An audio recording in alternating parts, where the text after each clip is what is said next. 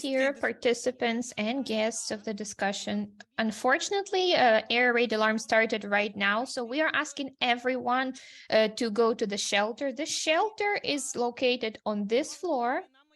Valentina, my colleague, is going to help you find it right now. The shelter is small, but we will be able to talk there and to start our conversation there. A part of the seats are there, so if you are more comfortable this way, you can take your seat with you, but please go to the shelter and do not ignore the alarm.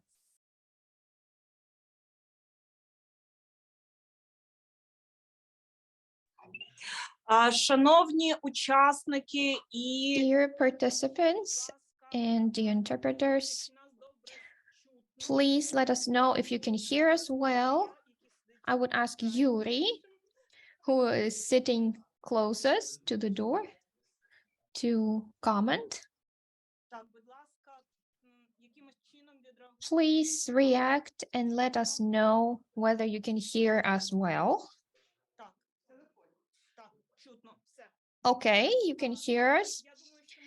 So then I think we can start in this quite unusual format, but safety comes first.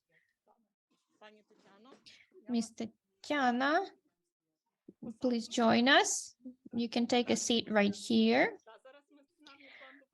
Okay, so we'll just work on the setting a little bit. Maybe our streaming will not be perfect, but we will try and make the best out of it. I am happy to see everyone today. Oh, I'm happy to see everyone at the panel discussion from the Urban Coalition Roskvit that has taken place in partnership with Kharkiv School of Architecture and supported by International Renaissance Foundation. And today we will have two panel discussions.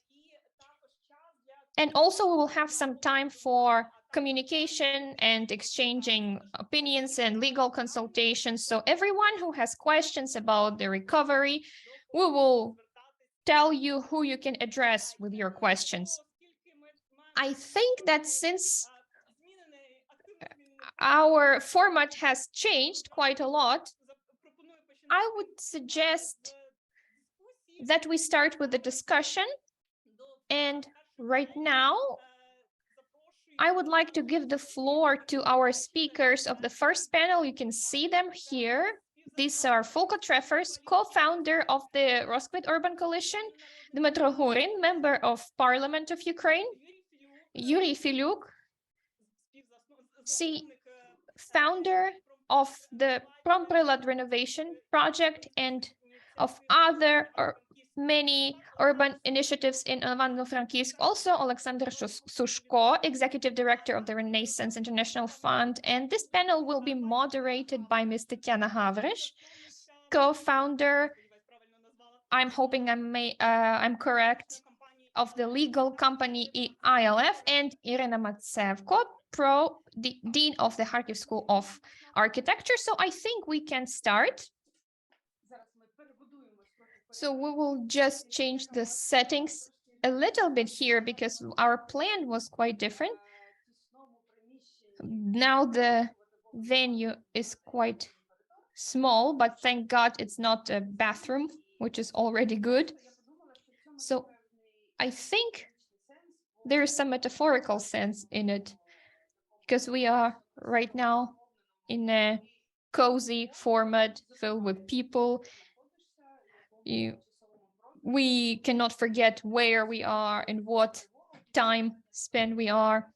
We are under the air raid alarm, and this is kind of a reason why we are here today.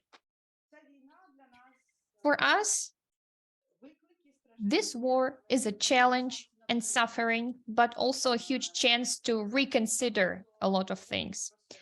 We are talking a lot about ourselves right now. We are looking into the history and reviewing different stages of the history. We're asking ourselves who we are, because we understand that this war is the war for freedom for us. This is the war for our identity. for the right to live freely on our land in the way that we choose. Basically, we are attacked because of our identity that has been formed after 3 revolutions.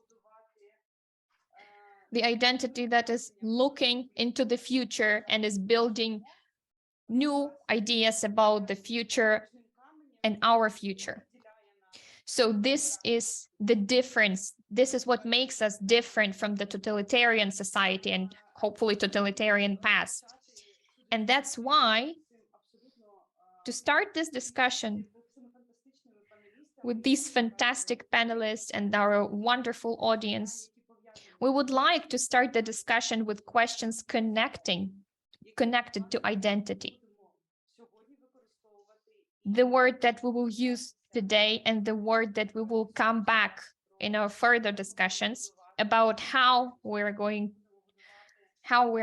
to build our new country.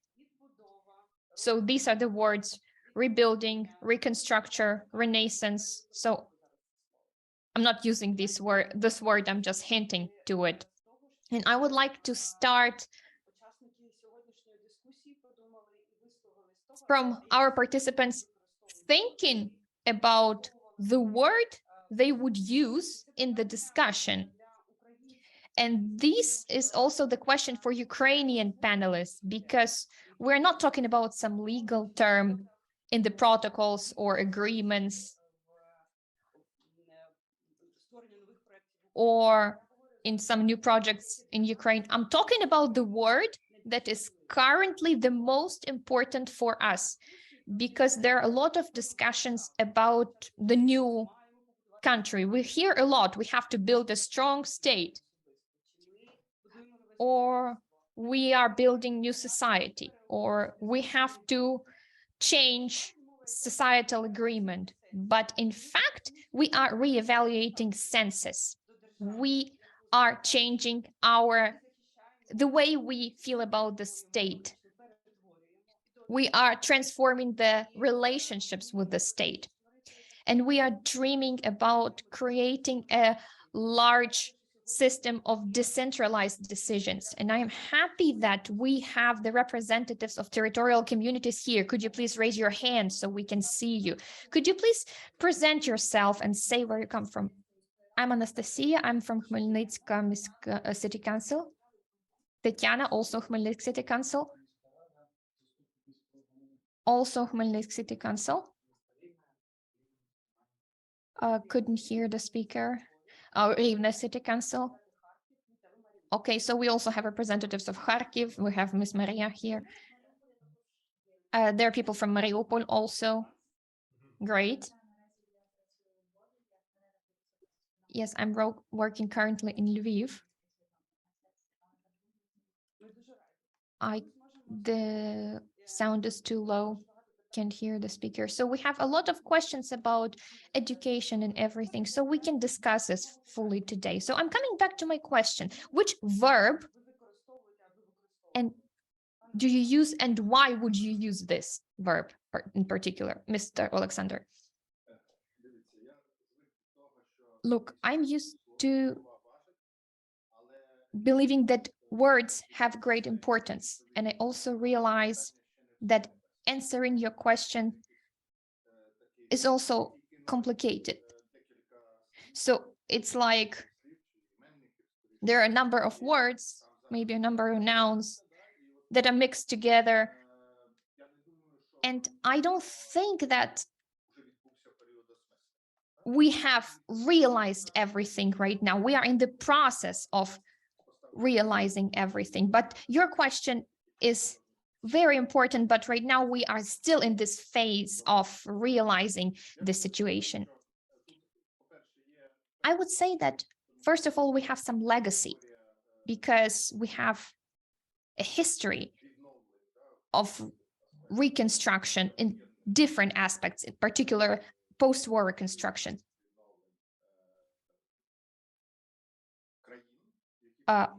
Of the countries who have overcome wars and conflicts. So these words have come to us from other countries, other languages. We are translating these words into Ukrainian, and translation is not always accurate. And then we translate these words back into English from our language. And as a result, we have some confusion in terminology. But if we would like to put some senses into the words, we would like to use the words the way that they don't mean, right, identify the processes that we do not want to see. For example, we do not want to see just the automatic recovery. For example, something has been destroyed, let's just reconstruct it. So let's make it the same way because it's useful, it's needed. It's especially true about the things where the reconstruction is needed right away. This is incredibly important right now. That's why there are a lot of cases like that when we repair and reconstruct something right away. So reconstruction, the word reconstruction is more or less directed at the fact of reconstructing something the way it used to be. But these senses, these words are not just stable. These senses can change. So far I have not come up with some word because we are putting our own senses in the words. So something about recovering the viability. Yes, but this is not about some particular school or building. This is about our capacity to live fully. So that's why for example, we were in Davos and we discussed this with our colleagues and we discussed reconstruction as well. So we heard the term building forward. So it means that we're not just recovering or reconstructing, but we are constructing something for the future. And that's why we need some serious work for modeling, analyzing the objective requests and needs that there are not only today, but we will face in the future. So building forward is something new for us, for me, something new that I heard. So we need to assess and work on the terms and meanings. So yes, we're talking about the viability right now, something that we need to survive. Frameworks here. But we also have to talk about living in the future and the quality of life in the future. Today. So, and I would like to continue. Yes, so the comment with by the discussion. Roman Zinchenko, I would like to reference his comment. And is to really counteract the stereotypes. Build forward and live forward. So we have still so many. We still have a lot of things coming from the Soviet Union in our architecture. And this rebuilding, again, it means it's kind of intense, gives kind of a tense feeling because it means just coming back to the way it was. Here. And if we think about the space we live, this space is the reflection of the society. We're dealing with the situation, but it's changing also naturally. So the challenge we are facing right many now challenges here, and we need to rethink the education, reflect on us, our society, so that we don't just reconstruct this Soviet legacy that we had.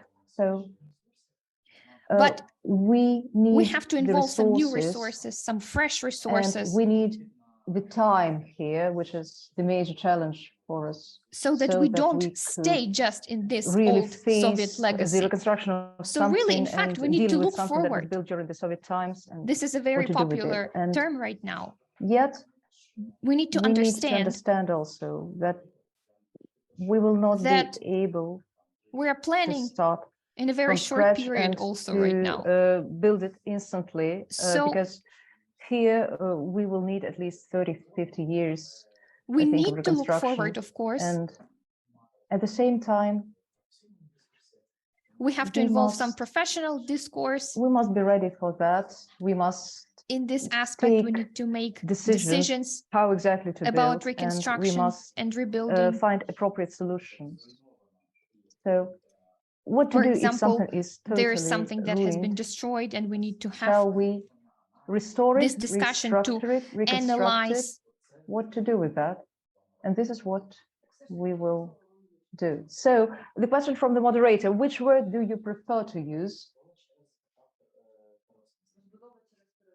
So it will be reconstruction through rethinking. I think I will use a word combination here. And the question from the audience, it's not about reconstruction, it's about, as people view it, finding better solutions. And this is what we're striving to have. And here,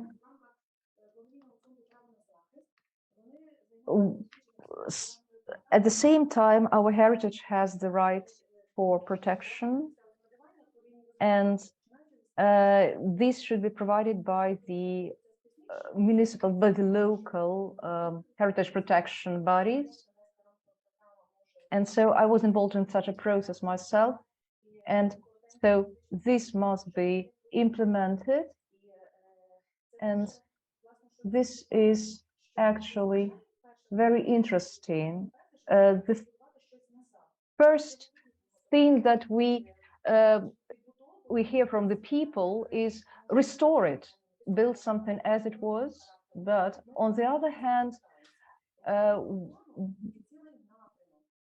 there is a whole approach that is being practiced in the world for maybe 20 years or more, and it involves many international programs, and it is about the Institute of Catastrophes. This is sponsored by this institution, and we must start with the strategic evaluation assessments that should be approved, and then we should move on from that. So we must also talk about real risks. And people are asking us, how can you be sure that these walls will stand after your reconstruction?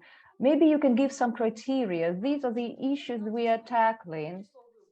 So, and the question from the moderator, what is your word? The answer is to build better.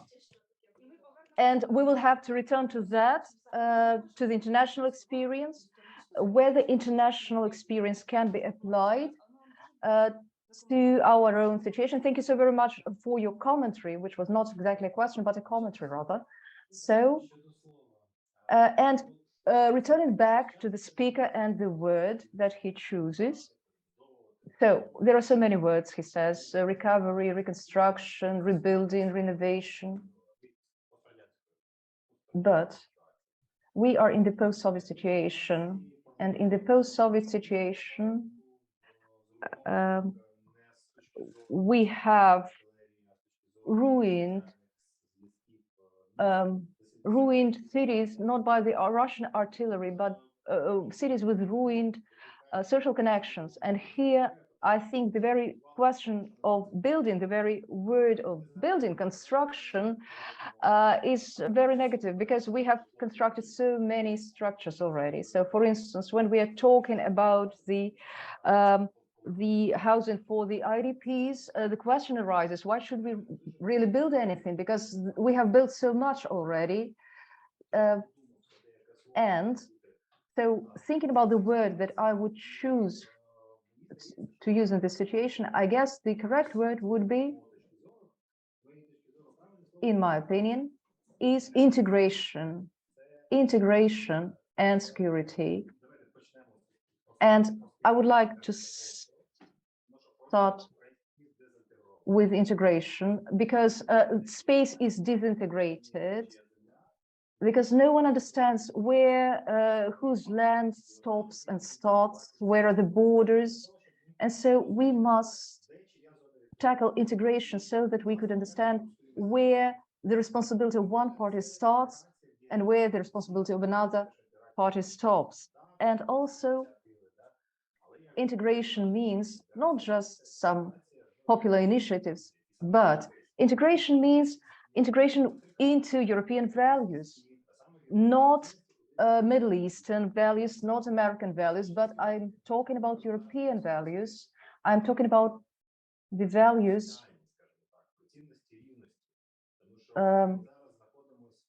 of equality, because we have a project of, let's say, reconstruction, which doesn't work very much. We have left it to tackle the liberal reconstruction project, and now we are dealing, as you remember, we have tackled this topic, the Bill 5564, and it's about depriving the community of any influence upon the development process and integration of and another aspect of integration is the integration of our communities, of our people, social integration, because nothing has changed in this respect. And the best example here is Mariupol, the city of Mariupol. So around 100,000 people stay there, the rest have left. And I believe that the correct thing here will be to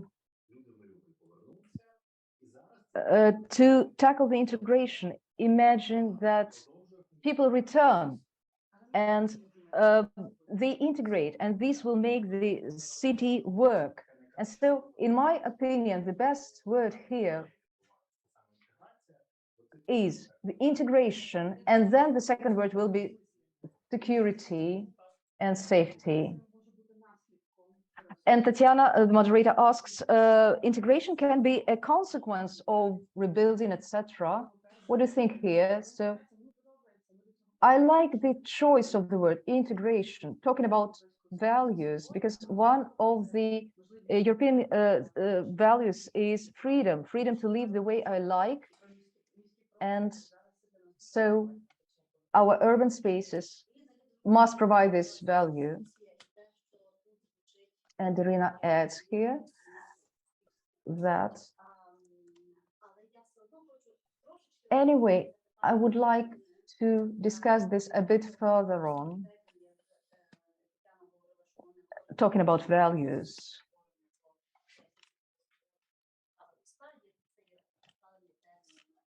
So here, there is a whole concept that we need to deal with. The latest approaches is that the concepts, I apologize, the sound is really very bad. Cannot hear Iryna very well.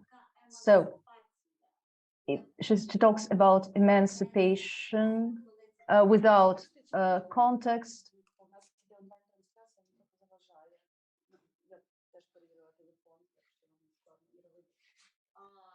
And so in Germany, emancipation without addressing the context led to a disaster. And when we talk about these peacemaking efforts and in terms of reconstruction, can lead to additional conflicts, actually, not reconciliation. And then I wanted to discuss this issue and address it to Fulco as an international architect, and to Oleksandr Sushko as a representative of the International Renaissance Fund. And so international structures play a huge role here, and they are presenting the same concept. And in my opinion, besides this criticism of context-free emancipation, I think we are dealing here with colonial issues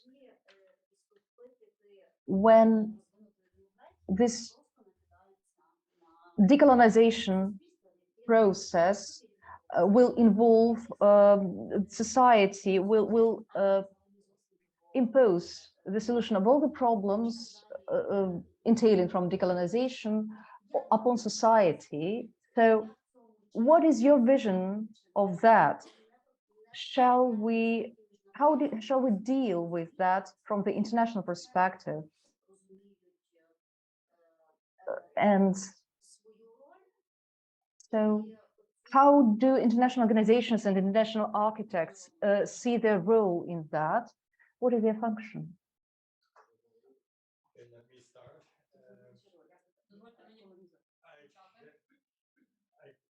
I know words are very important because well, mine are in English, unfortunately. My Ukrainian lessons are not far enough. Я знаю, що слова дуже важливі, але, на жаль, моєї української поки що наразі недостатньо. But I think the words are important to talk about, but it's more about the approaches. In a way, like you said, how are we going to cooperate together in order to really do it together with everybody's strength and not bring new imbalances in the international community? Отже, слова дуже важливі, але ще більш важливо це підходи і розуміння того, як ми можемо працювати всі разом для того, щоб не привнести ще більше дисбалансу в ті спільноти, в які ми приходимо. And what I'm doing at this moment is constantly bringing information from the Netherlands, from Europe to Ukraine about urban planning, about architecture, about new challenges, but also the other way around. It's almost 70% of my time doing that. Чим я зараз займаюся, це, звичайно, я привношу якісь знання, якусь експертизу по містоплануванню, по архітектурі, стосовно нових викликів в Україну, але теж так само і в зворотньому напрямку. Тобто 70% зараз мого часу полягає в тому, що я передаю назовні ту інформацію, всі ті знання, які здобувалися в Україні. And the knowledge about Ukraine is really low in, for example, Europe, and also the knowledge about post-war rebuilding, reconstructing, integration, whatever you call it, is also relatively low. There's only a small group of experts that know it. The general architect has some knowledge, but really not deep knowledge what it really means.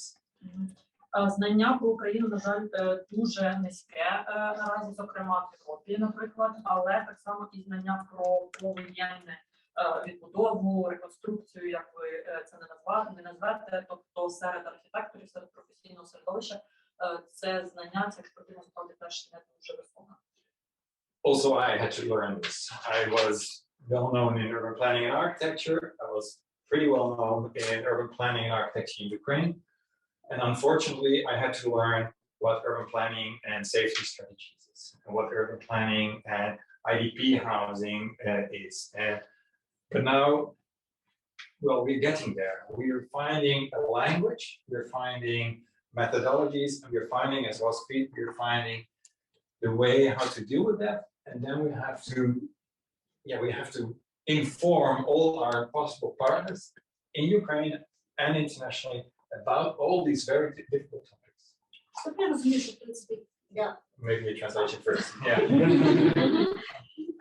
Я так само завершила на тому, що низька достатня експертиза як в Україні, так і як про Україну, так і про повоєнне відновлення. Я так само мав цього навчитися. Я достатньо відомий як в Нідерландах, так і в Україні в галузі містопланування, як урбаніст, але я так само мав вивчити багато нового про стратегії безпеки, про помешкання, житло для переміщених осіб. Але ми все ж таки тут рухаємося в цьому напрямку, зокрема, ми як комісія розквіт. Ми опрацьовуємо цю мову, ці методології, опрацьовуємо те, як співпрацювати з нашими партнерами, як в Україні, так і за кордоном. And one major thing that I'm constantly advising to everybody is the technical part, the design part, that's the easy part.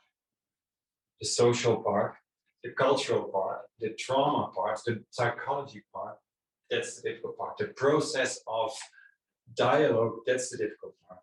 And that's what we have to fix. And we are here with architects, but we have to learn that. І головна річ, яку я намагаюся всім донести, що технічна складова, дизайнерська складова, планувальна складова – це найпростіше. Найскладніше – це соціологія, це культура, це травма, це працювати з психологією, це те, як працювати, як налаштувати діалог, і це головне, з чим я працювала. Добре, я розумію, що самі терміни не мають такого великого значення. Все-таки за термінами стоїть конкретні сенси. So, as I realized, the terms do not have such great meanings. There are senses behind these terms. Exactly. It's the approach, it's the attitude, it's the way to partner. It's not, for me personally, it's not the word. I think it's important, but for me, it's not the word. Robert, do you have? Yeah, Robert. Hi, I'm from Poland. So I have an idea. Stworzenia żywych miejsc. That's what I think. Creating live cities. We don't want any construction, any building, any designing. We don't, an idea for people to follow. So living spaces. Spaces doesn't translate well. Spaces is przemieszczenie. I don't think it's good. I think stworzenia żywych miejsc. That's an idea that you can follow. And I think term is very, very important. Yes, I don't agree with Fulco. It's very important. People need something to follow. Зроблю невеликий підсумок. До нас виникла вже трохи дискусія, тобто Fulco говорить, So we started discussing here because Fulco says that terms are not that important, approaches are important, the ways of approaches are important. But Mr. Robert, our guest from Poland and the founder of Roskvit, does not agree with Fulco, and he believes that terms and words are very important. And he introduces the terms creating living spaces, and this is important. So the ideas are important. It's important to offer an idea to follow. So we have to just keep that in mind. Mr. Oleksandr. So talking about the latest.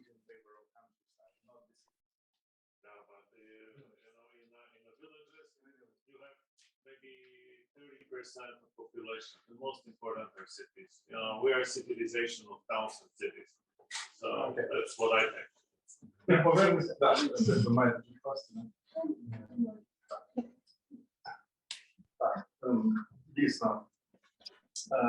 So really, I've been observing also the tendency when people get disappointed, especially when we talk about large cities, and make a conscious choice to live in small, very small towns.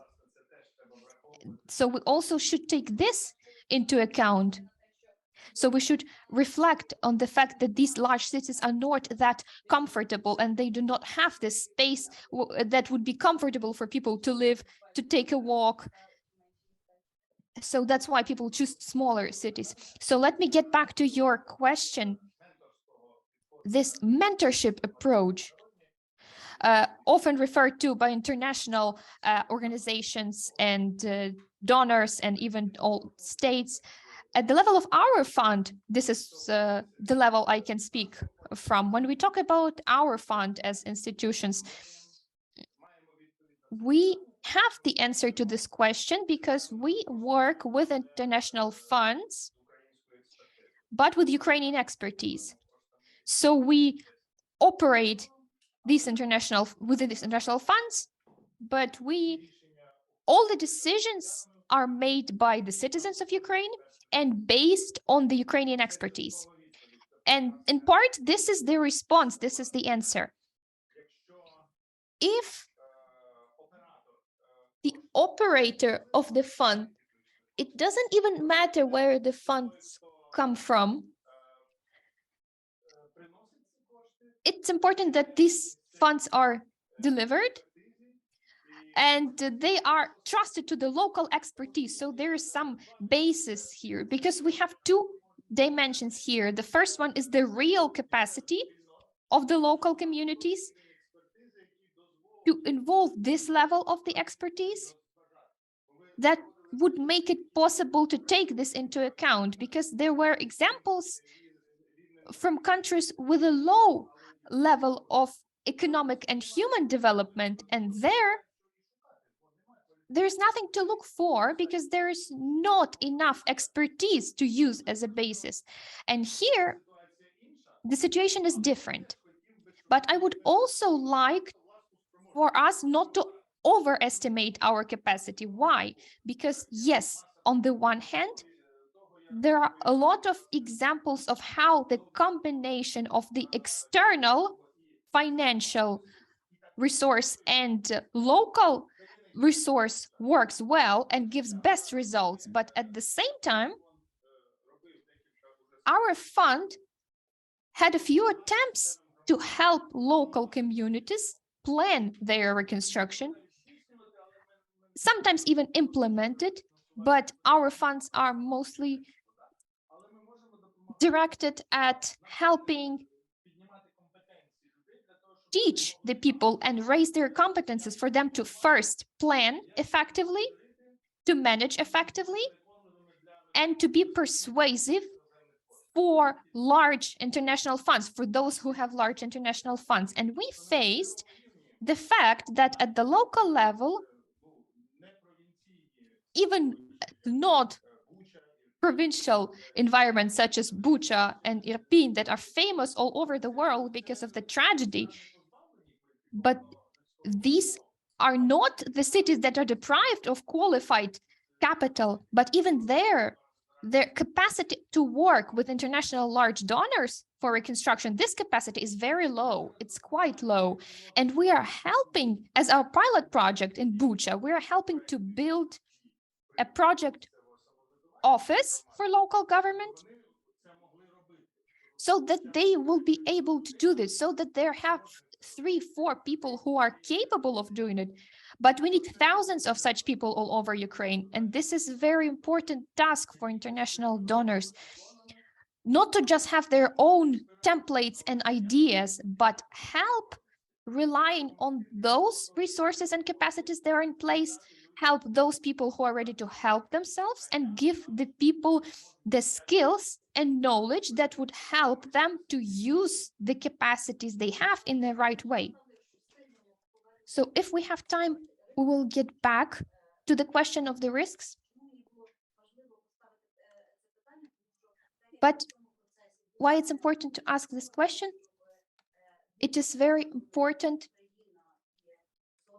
to understand that so that international institutions have a joint vision of the situation. We analyze the previous examples of success, previous success stories, and we're trying to build our own new model that would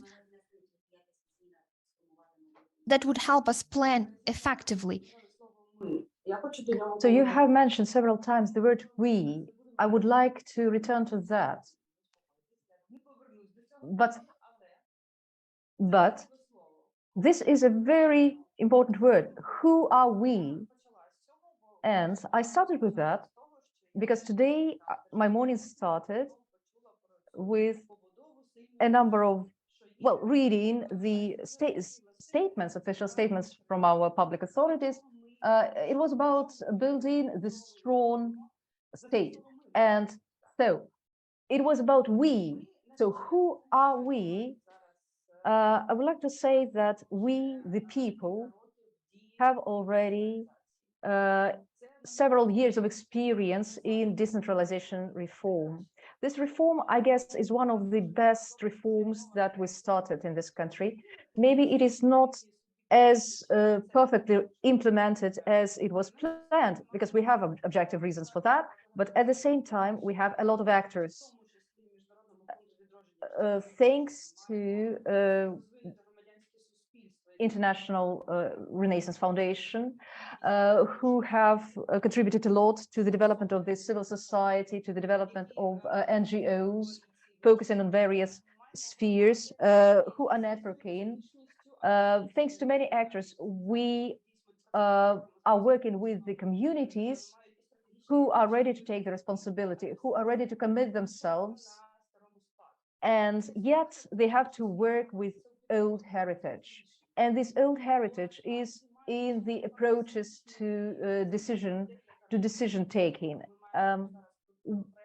I also am amazed by the excellent people of Bucha, because we are already involved in reconstructing Bucha in terms of medical reform. But we can see we have internationally trained specialists there who are absolutely helpless when they need to take decisions different from the old former decisions.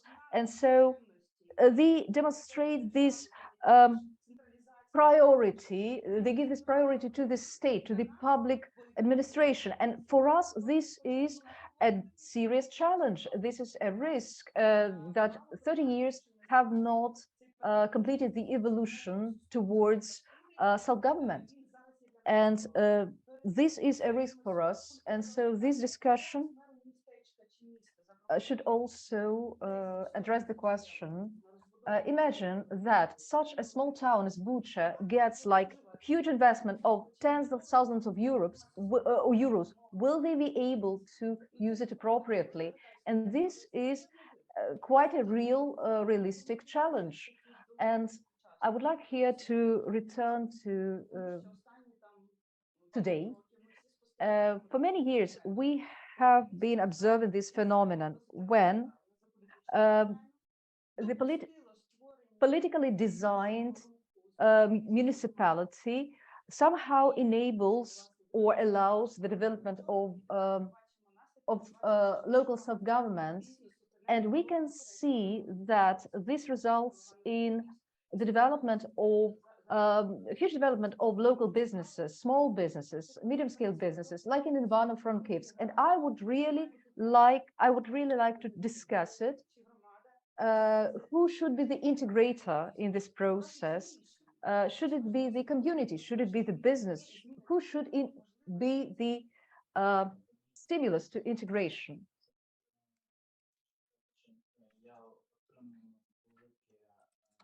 Thank you very much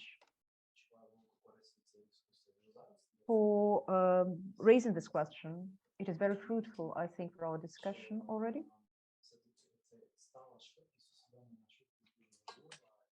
So definitely the public authorities should give enough margin for local initiatives to develop. And we witness that this happens in quite a lot of localities. And I can say that since 2015, yes, we have been witnessing that. At the same time, we witnessed this situation when donors give us investment and the investment is used inappropriately. So I guess that we are developing rather quickly, and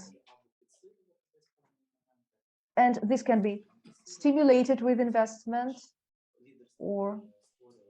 and leadership, or it could be stalled due to lack of leadership. And so it's all about the worldview, the vision. And yes, economic factors are important. So our former socialist states started maybe with some better economic, had some better economic start, but leadership is the important one. And at the same time, when we talk about leadership, leadership must form the foundation of all the processes that we are discussing. And then, yes, you can focus on specific aspects like spatial development and things.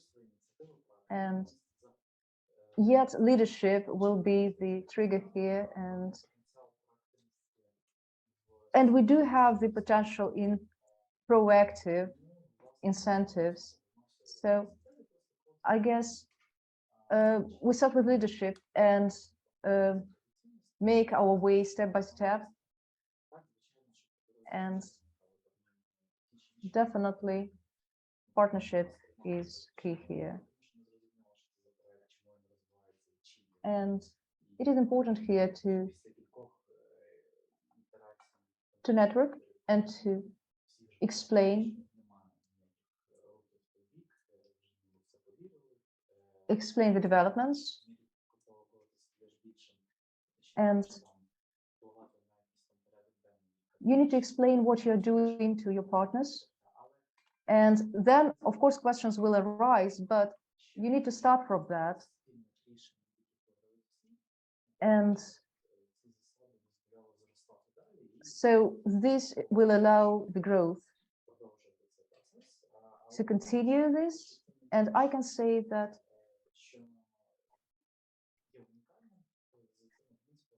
the experience of our company is rather unique, really. We had to do a lot of explaining, and within the context of Ukraine, I can see that it may work. And the question from the moderator, are you now forming your agenda? What is your agenda now? Well, that's a difficult question, really. Yes, we are taking part in forming the agenda in Ivano-Frankivsk, which is rather a small city. We are trying to integrate our activities into the strategy development for the development of the city. And this strategy involves a whole range of stakeholders, including the business sector, of course, the municipality. And the moderator asked the question, who would adopt this decision? The speaker says that it will be done through consensus. We have expert groups, we have public hearings, and the most important part here is that any kind of development must be made legitimate by the public, at the public level, so with participation. And for us, the important thing is not the final document, but rather the process of social dialogue, which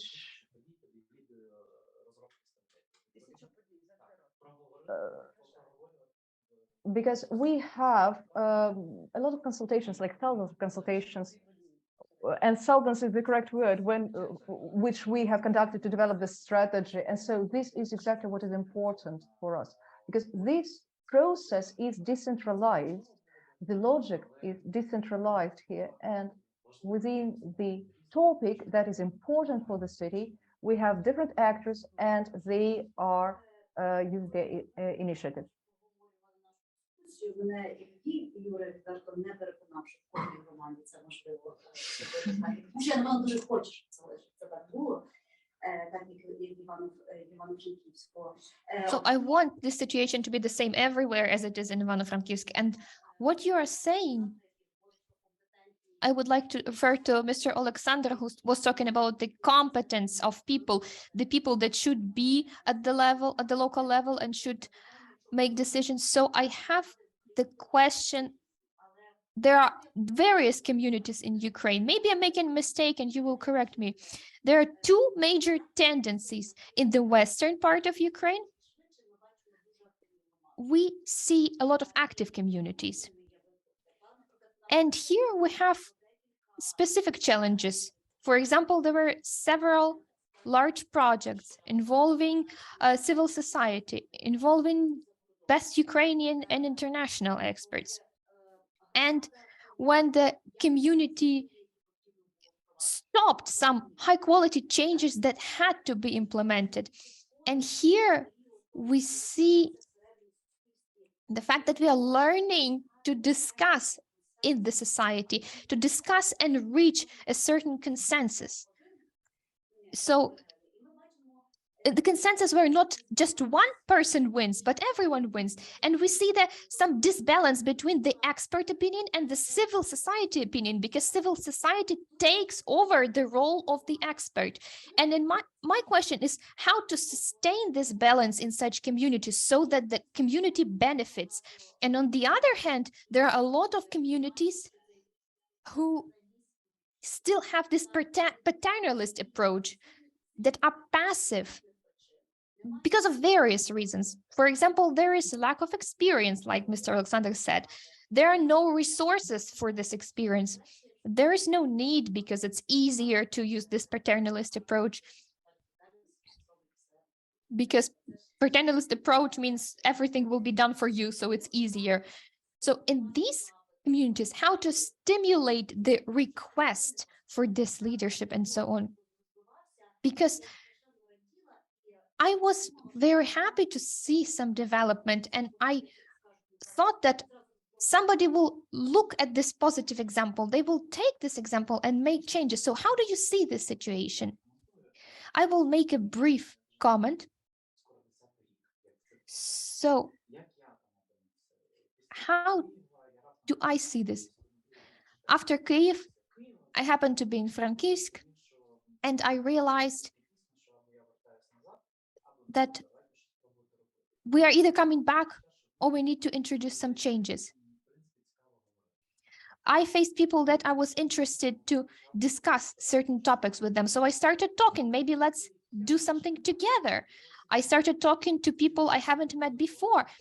And the more steps we took, the more people joined this process. I met a lot of interesting people. I had joint topics to discuss, but at first there were just the 2 or 3 people, and only in the process more people joined. And what also helped, we didn't just go and say what's wrong. We just suggested, let's maybe do something else. So we didn't enter competition with somebody. We didn't introduce this paternalist approach. We were just suggesting, let's introduce some innovation. Let's just see how it works. Maybe it would be interesting. So we just introduced some leadership. We used the interest they have. So it worked. And then other ideas developed. And then step by step, we just transformed into a quite large power that has an impact on the city. So a human is important, actually. I would like to address Fulco because Fulco has a lot of expertise in this area. And Fulco has implemented a lot of things in Ukraine. And it is the question how to stimulate communities to become more active. For me, both in Ukraine and in the Netherlands, it's designing a process. That's how I call it. So it's not only designing a building. Before designing a building, design a process. So it's never a coincidence. It's a process to define on what terms you make decisions and who can join in this decision making, on what terms you invite people to come up with ideas, to advise, to brainstorm, on what terms and what kind of groups of people are involved in all kinds of parts of the design process. And this process is a design itself. Як в Україні, так і в Нідерландах я завжди наполягаю на думці або використовую підхід, що планування процесу. Тобто ми не лише плануємо будинок, а ми плануємо процес сам по собі. Так, ми визначаємо, хто ухвалює рішення, на яких умовах люди ухвалюють рішення, які групи людей залучені в цей процес. І дуже важливо зрозуміти, що перш ніж приступати до планування об'єктів, треба запланувати відповідним належним чином сам власне цей процес, який буде вести до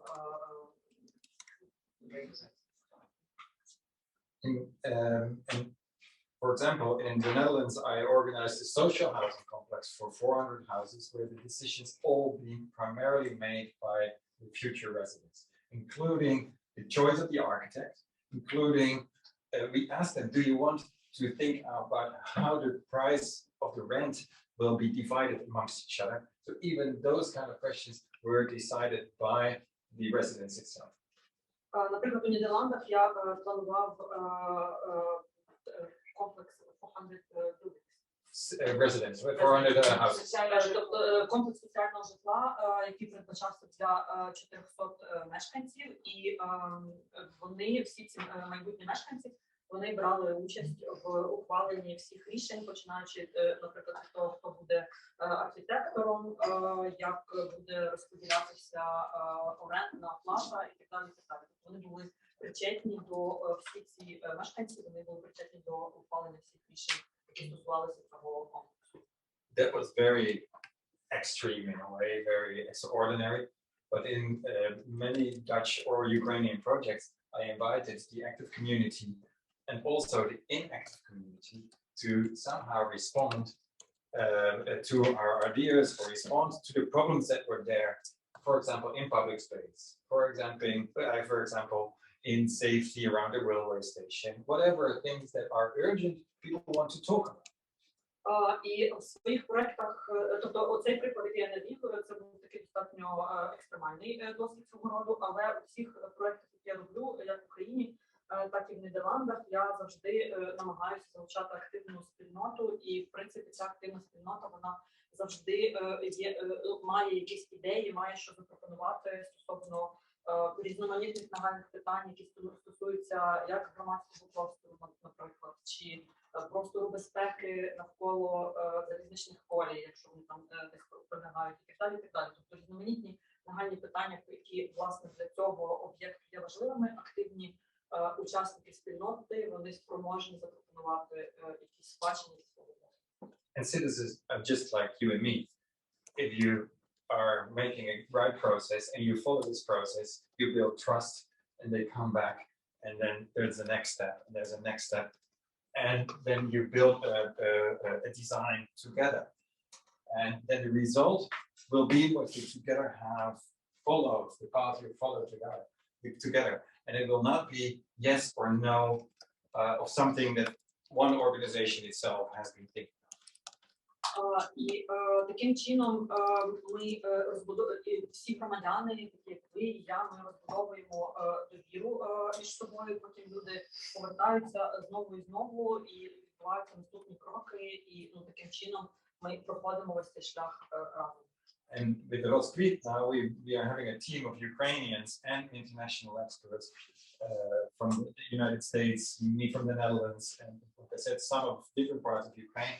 And we are building a guidebook for this, because it's not easy, it's not rocket science, but it's not easy. A guidebook including scientific sociology research and good examples to learn from, how to build on a small and a bigger scale a good process like that. І ми в коаліції «Розквіт» команда, як я вже казала, українських і міжнародних фахівців із різних країн. Ми зараз розробляємо такий гайдбук, так, методику, як залучати людей на різних етапах процесу. Тобто це не є не якась суперскладна річ, так, тобто це не якась ядерна фізика, але це в принципі не дуже просто. І ці методики вони ґрунтуються на соціологічних дослідженнях, в тому числі на конкретних даних, які ми можемо, які ми кладемо в основу цих рекомендацій. Чи можу я забрати у вас слово? Can I take the floor now, please?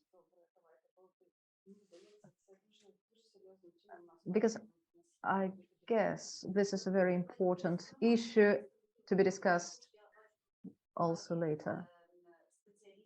And we have here many specialists present today for working with participation. And we would like to discuss this topic together with the experts who are present here. And maybe there would be some comments and questions that we will discuss. So, yeah, we have a comment, for instance, talking about the fact that it is rather complex. Quite often, the representatives, ordinary people like you and me, will not understand what we are saying to them, because in Chmelnytsky, for instance, we had public hearings about the premises of a former cinema, and the community, the people living around it, insisted that they needed a parking lot there, and yet urban planners understood that it was not very possible from the point of view of traffic. Yet all the community was for parking, for the parking lot. There were some interesting proposals, but the community couldn't understand this. It was very difficult to communicate with them because it was rather difficult, honestly, because they have their own vision and their own understanding, and they couldn't see the analysis that we were working with. And so communication is key here. You need to build it, and maybe we need to really start with the dialogue first. Thank you. In general, very quickly,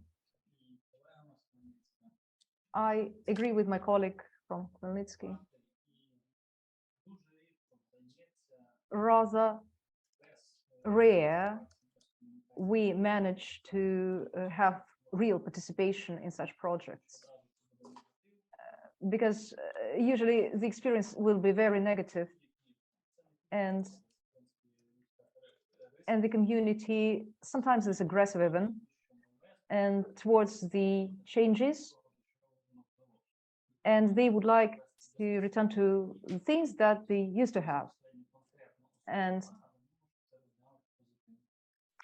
yet I believe that it can be positive if we start with the dialogue, and if we start with the communication with the community. This is the key towards participatory approach. And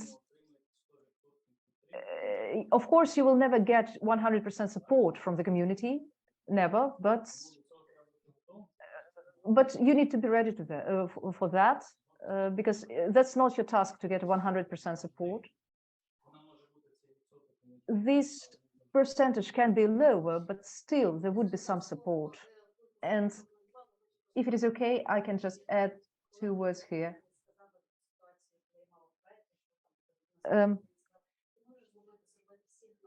A colleague said to me once that you cannot keep all the people happy. You never have. Not 100%, but as long as everybody's involved, they understand sometimes that they are a minority. But that's not the point about what I think you're telling.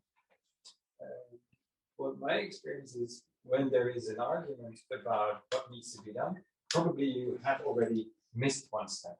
You need to go one step back. Did the community agree that there was a project, for example? You say there is a project, and then they are already against it. So did they actually agree that there needed to be a project? Did they agree that something was a question? What was their question about this cinema in your case? So very often that is where it starts. Так, я погоджуюся, що ніколи на 100% всі учасники не бувають задоволені чи згодні, але принаймні, якщо всі є залучені в цей процес, то люди, які не згодні, вони будуть розуміти, що вони в меншості, ну чи там залежно від нашої ситуації. Але на чому я хочу наголосити, якщо є суперечка вже і якась незгода щодо якихось процесів, то можливо ви пропустили якийсь крок. Тобто вам треба подумати і можливо повернутися на крок назад і подумати, чи всі погодилися трошечки раніше. Наприклад, стосовно того, чи має бути проєкт в принципі взагалі, чи у них можливо були якісь питання, на які вони не отримали відповіді на раніших етапах, на початкових етапах. Роберта, як комент? We have another comment.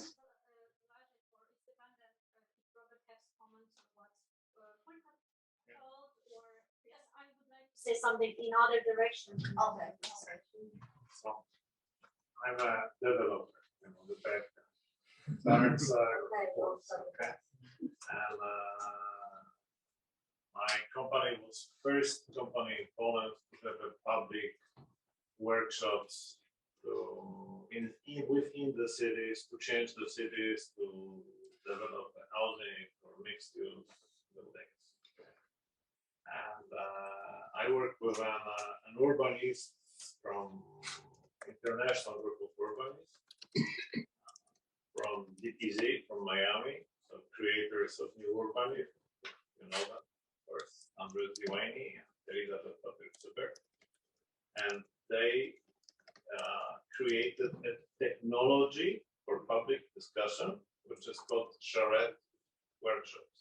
I don't know if you have experience in Ukraine with this kind of work.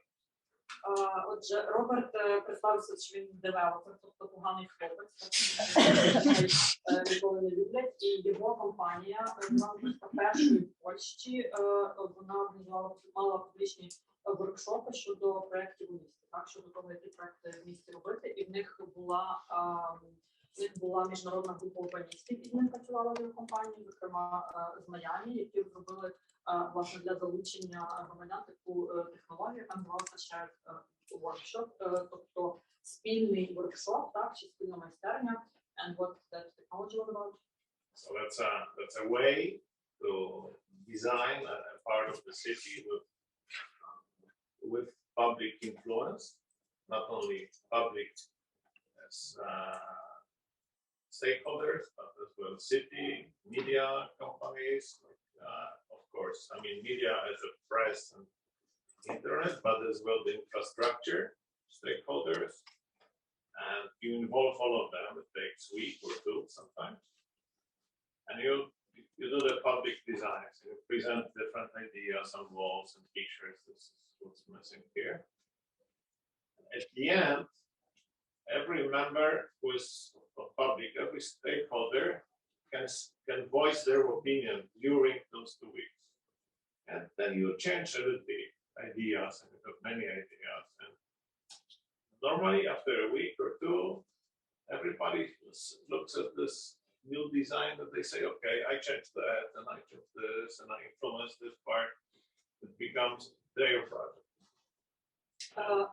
Тобто ця технологія полягає в тому, щоб планувати місто з впливом громади та громадянським, щоб працювати, залучити в розробку проєкту всіх стейкхолдерів, зокрема, можна згадати такі стейкхолдери, як місто, як медіа, як інфраструктурні стейкхолдери, і після розробки, тобто ці плани, які є розроблені, вони виставляються публічно на тиждень або на 2 тижні і презентуються публічно. Так? І всі стейкхолдери, вони можуть висловитися стосовно цих планів, що вони підготувати було би змінити, і що ні, коли ці зміни які є, вони якось носяться, то всі стейкхолдери відчувають себе причетними до цього проекту. Вони бачать, що їхні думки були враховані.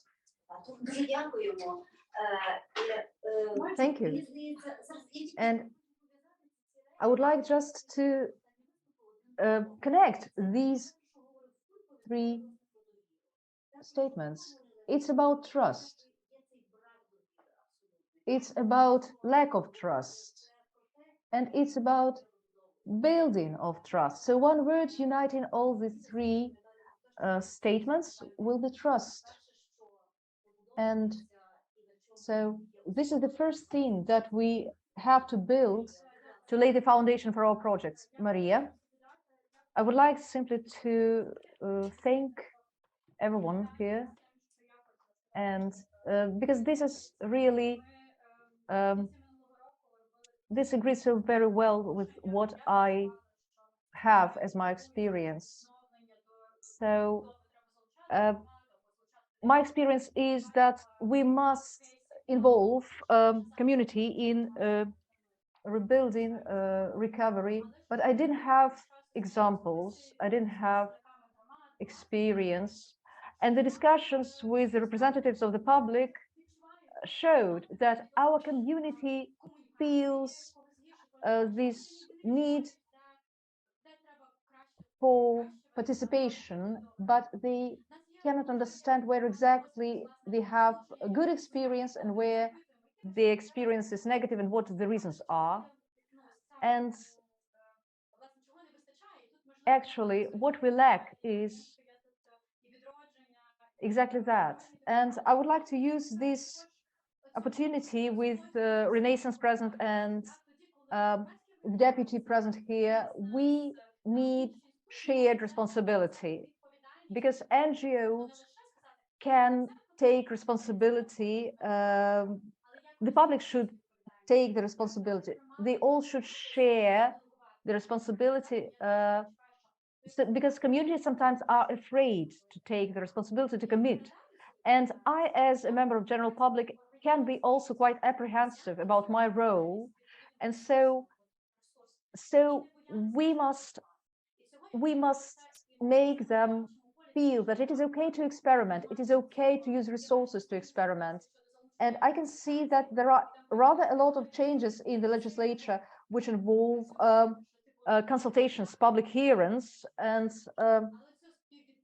yet what I need is sharing the responsibility. This is, I think, what is happening in Frankivsk today.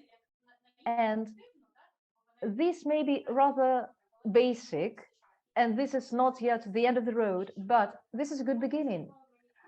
And this is what I would like to emphasize in terms of what I personally lack in terms of recovery. And it's not only about the capacity of the communities, but also it's about communities losing social capital, because people go to war and the potential is dropping, the competences are dropping, and in communities who have little social capital, it is evident even more than in other ones. And so social capital, social assets, the capacity of the community can be restored, can be strengthened by the support from the NGOs, from other actors.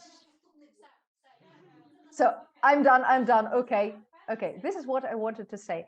So how to share the responsibility, and here we must work a lot. This is issue number one. And number two, strengthening disadvantaged communities, disadvantaged by the drift of people out of them. And here I would like to also support Maria here. We have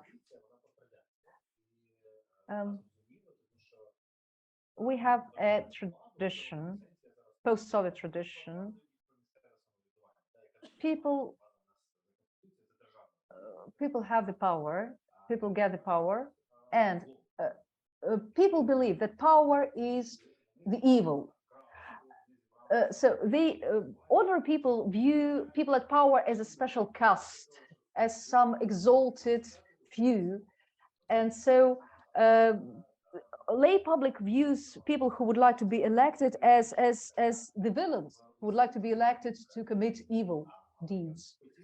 And at the same time, here I would like to make a comment about leadership.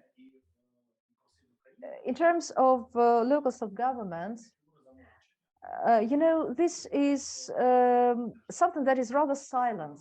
This the slogan today is that a strong country means strong communities. It is composed of strong communities, right?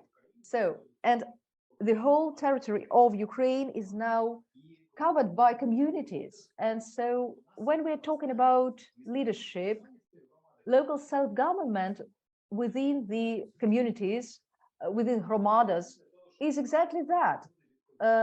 Because people are electing a leader who is responsible. And this is okay, this is normal. And when we're talking about participation, we are talking about the attitude of lay people towards local self-government, and actually they don't understand how this process works. On the other hand, local self-government has a similar attitude towards lay people. They believe that, well, we are elected, so what shall we do? So this is a bilateral process. It's not that it's not that no model is working. It's not that Mr. Kernes from Kharkiv model is not working when the local self-government says, well, we will do everything for you, just don't interfere. It's rather that when we are talking about leadership, leadership must understand its institutional role, and institutional role of the starter, the trigger of the participatory processes, of the agency that starts and involves people in decision-making processes. And when we're talking about participation, it is about developing the decisions, and it's not just adopting the decisions which are offered to you, but this is the situation that we have now. We have 30 years of this model working, that people are suggested some decisions which they cannot adopt actually. So we are looking for some new formats of leadership, but we already have the model. We just really must make it working. So this is the seed. Self-government is the model for participation. So these elected actors are the ones who are our leaders. And so I would like also to respond to Maria about sharing the responsibility. Actually, you need to think about it. Who has this responsibility at present? And Tetyana would like to support the previous speaker. I agree. The strength of our country is decentralization, strong communities, because Ukraine is very different in different regions, and each Hromada each community is really different. But we have inherited this paternalism, and when the, let's say, person says, well, it's a state hospital, a state school, etc. This is our cultural legacy. And here I would like to contradict. This is not legacy. This is, we have a unique model of local self-government, and it is unique. The thing is that in Europe, Hromada, in all the countries historically, are legal persons. And it means that any Hromada can be the economic person, the economic entity, and it's not about the head of the Hromada being the economic entity and the person. No, Unfortunately, in Ukraine, this is not the case. And the central government somehow implicitly says that we must follow the model of Russia and Belarus and say that Rada is tied by this economic lack of freedom. And we must make appropriate legislation. And so, because we have such a situation, the head of the community, the head of the Rada says, well, show me what the law says about my responsibilities, and then I will do this, instead of being the initiator, instead of being the trigger of development. So, and I suggest that Radas should be made legal persons, legal entities, and economic entities. And this is absolutely very familiar for me.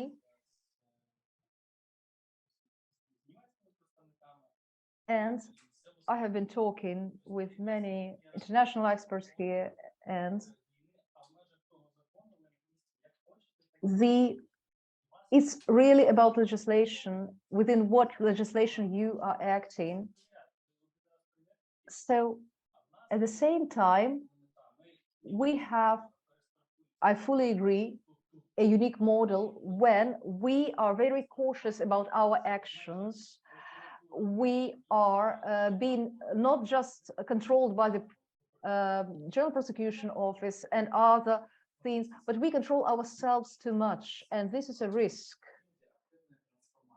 And in terms of active transformation, we need a vision of like a new, of very proud, efficient country. And very often we have this question, who should be the driver, the trigger of all these changes towards improvement? I would like to answer, there are so many ways to influence the process. You can be active when you are part of self-government bodies. You can be active as businessmen. You can be active. I came to civil society from business sector, and so I go back now. And actually, I'm shocked by my own transformations, but it's about proactive attitude. So what we need now is activity.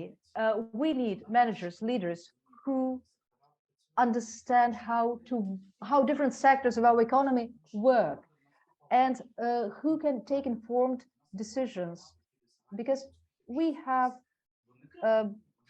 quite a lot of Radas who are really creative, who find their own solutions and ways, and they have this desire to move on, to move forward. And this is not just about wishing or not wishing, it's what we must do now.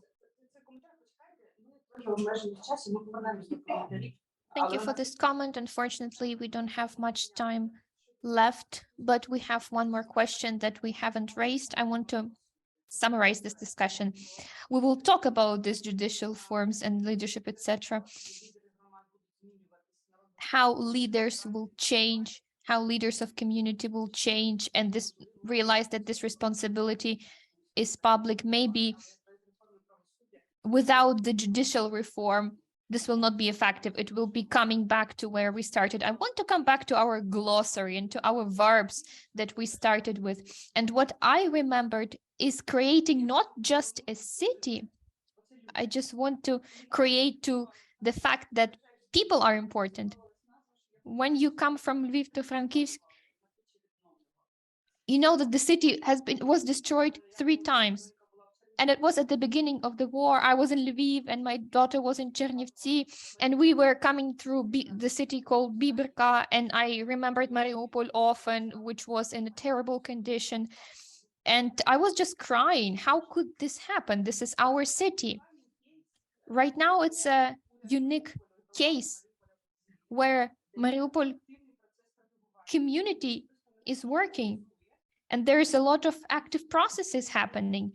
And the city that has a vision of the future that was destroyed in front of me, but it's all about people. The city is about people, and it inspires me. And I really believe that this strategy will be implemented. And I want to come back to the East and to the huge challenge that we are facing, the territory without people, almost. This is a big territory without people, and there is a large challenge. Who will be these people that would be creating a city where to live? So I want to come back to you with this question. Thank you. For me, Mariupol is a very personal story. I studied there at university. I left the city after I graduated. And together with Fulco, we were working on a project on the recovery plan. And the first thing I want to talk about leadership, we are facing the leadership, the self-government leadership in city. All the institutions, the universities, schools, everything is in exile. So everything continues to operate in exile. And the local government understands when Mariupol will be changing, they have to enter with a plan ready, what to reconstruct, how to reconstruct it, because further, there will be no time to plan. So 4 teams are now working on strategies and plans how to restore Mariupol. So we can come back to it in detail later. For me, it's a very personal story again. So this was the point where I started my participation in the project on recovery in Mariupol. It was liberating for me because first, I changed my attitude, and second, I realized that we can do better. That this city is not only strong because it's on the seaside, and we are strong because we had a very vibrant community in this city. The city was vibrant. It was ready to create new senses, new ideas. And right now, we are in the situation where we have the chance where we can make this better. And there are people who are thinking how to make it better, how to make this city better. And we are facing very interesting challenges because we have to build everything from scratch. There's nothing left there. So what's left will probably be demolished. And for me, I have a question. For me, I would want to have my own place in Mariupol after that. What kind of place would that be? So I am this person who has to take part. How do I want to live there? What kind of place would I want to have? What will be happening there if I have children? How will this city look? Why are we doing all of this? Why Mariupol? I understand why we need it. We were discussing some economic and social circumstances. And for example, why we have Volnovakha? I cannot answer this question. Why we Solidar? Okay, Solidar, okay. But why do we need some small towns that are completely destroyed? And we do not understand how to bring life back to these cities. So I want to come back to the question of human capital and creating new senses, new ideas. And maybe we are facing a unique challenge where we need to make this urban planning not in a forced way, but in a different way. And maybe as a country, we will have to say that we are not restoring Volnovakha, or we are not restoring some dead cities.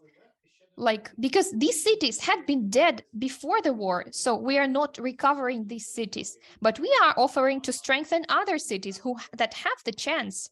And we say, okay, before the war, we had this number of people. Can we turn number of people to 800,000 people? Maybe we will turn this to a city with 1 million people because, for example, we have Odessa near the sea, we have Dnipro, we have Kherson, we have Mykolaiv.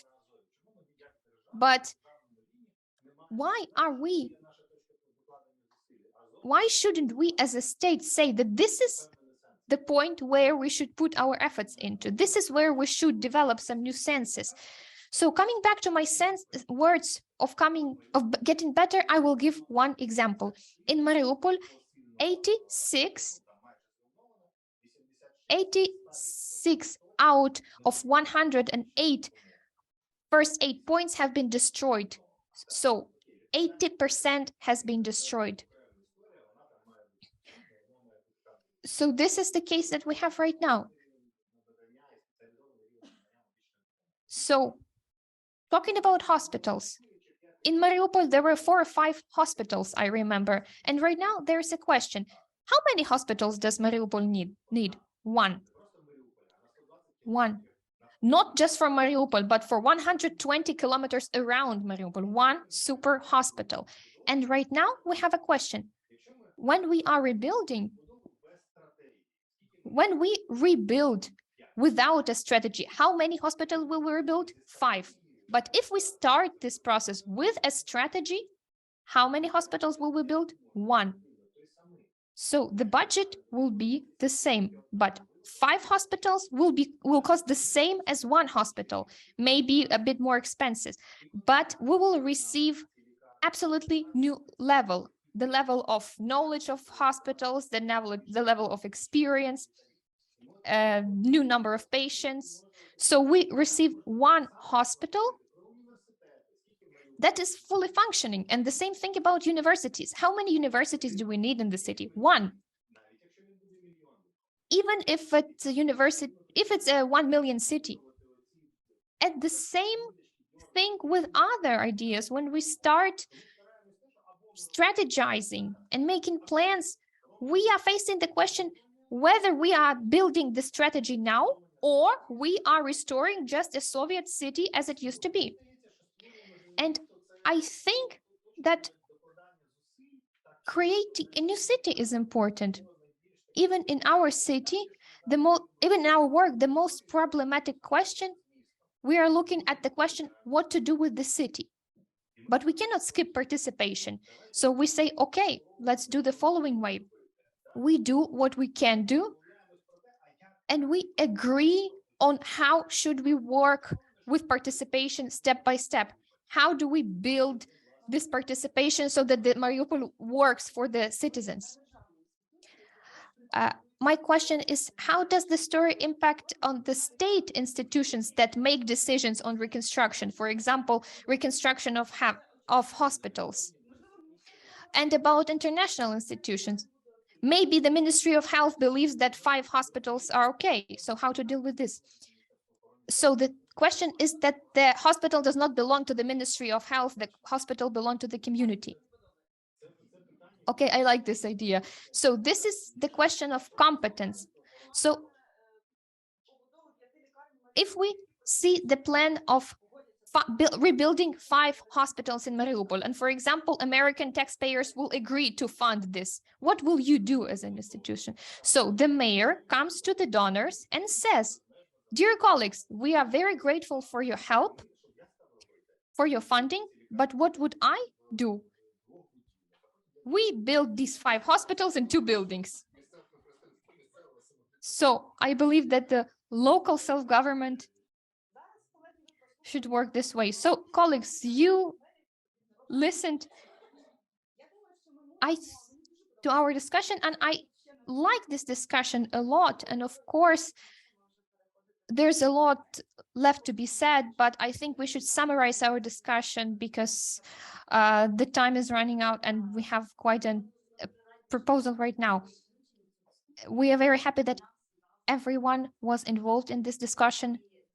And at the end of the discussion, I would like you to think about what has been said and express your opinion about what new information you heard during this discussion and what's important. So 2 comments, something entirely new that you haven't faced, something the most important that you took from this discussion. So we can start from ourselves right now and then move on to other speakers.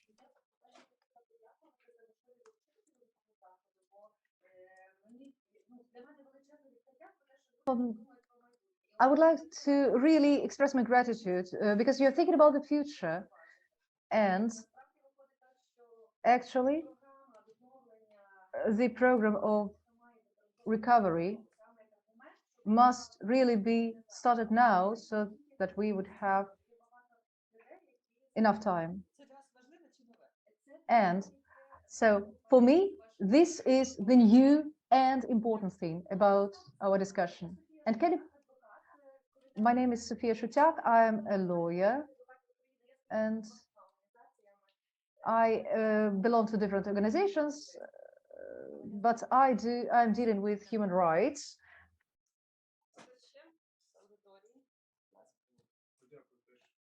Thank you very much for everything that I have heard here, and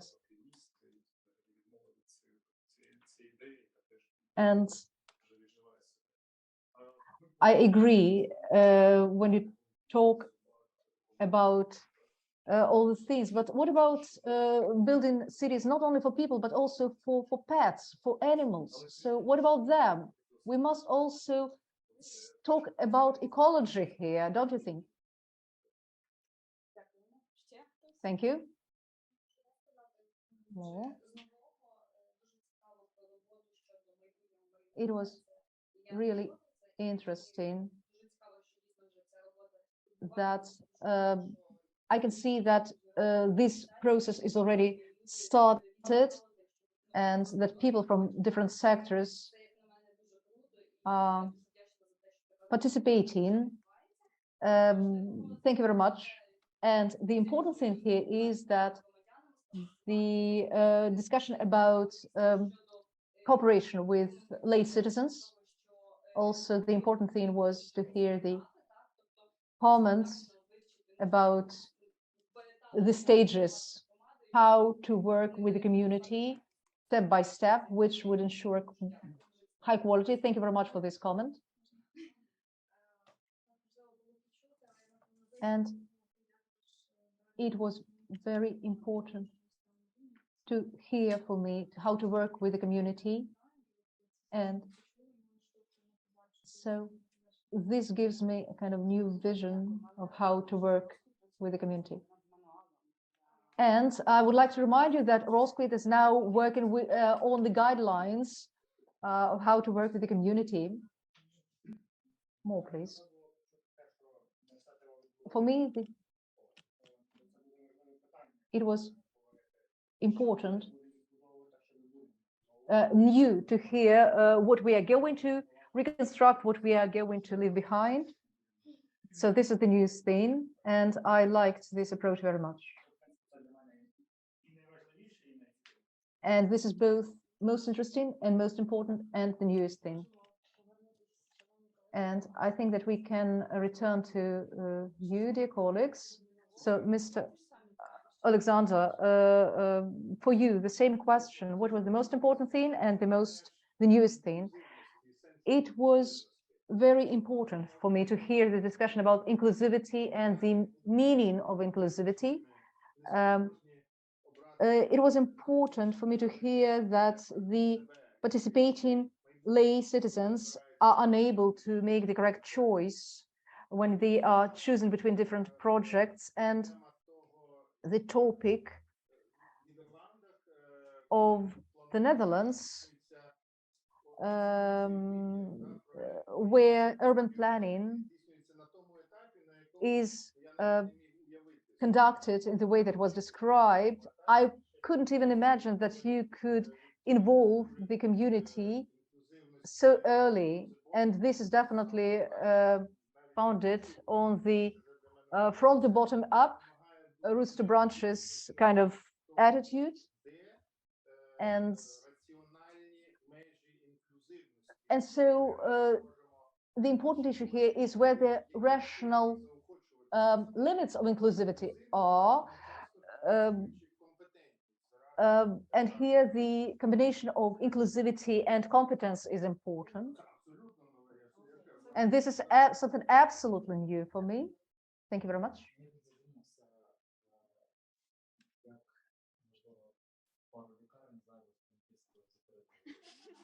I liked the idea about hospitals and rebuilding them.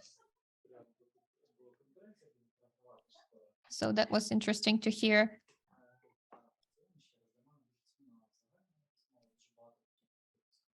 And in general, the discussion was very valuable to me. A lot of ideas that complement each other and form some valuable thoughts. And a lot of different definitions that we heard today are being developed, are still in development. So it's interesting to hear various thoughts. So this whole, this discussion as a whole was very interesting to me. The most important thing was not to hurry. So right now, we have this idea that we have to build everything super fast, super quick. I think it's important. The moment of realizing the situation and understanding it is important, and taking as much time as we need to build a plan. So I think we have a good chance to rebuild a good country. Thank you. That was a very important comment. First of all, I heard that a lot of interesting ideas. I heard that about local self-government, that self-government should do everything that is not prohibited by law. This is a very important idea. And I also heard a lot about Raskvit.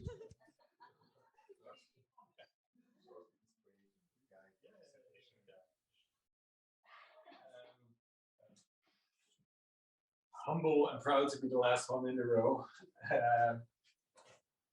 I think the most important thing for me is that we are here, that we are here to meet. That at first. People from Zaporizhzhia, Iryna, Mariupol, way, all around.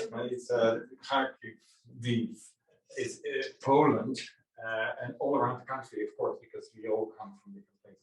And we meet and we discuss this. And I think very much agree, because it was also on my agenda, the word time. We need time to meet and to develop, to learn, to exchange, because when you are trying to talk together, and we do like this through Netherlands, and then you and me, we do it, but we need to meet each other. And my idea, sorry, Tetyana, my idea, my hope would be to build a platform, like a physical place, where we could have meetings like this, like for the next, as long as it needs. During the war, hopefully that will be short, but then we need to continue this platform to talk about responsibility, roles, knowledge sharing, and not only for municipalities, civil society, just activists, architects, whatever. And I hope this platform can start today.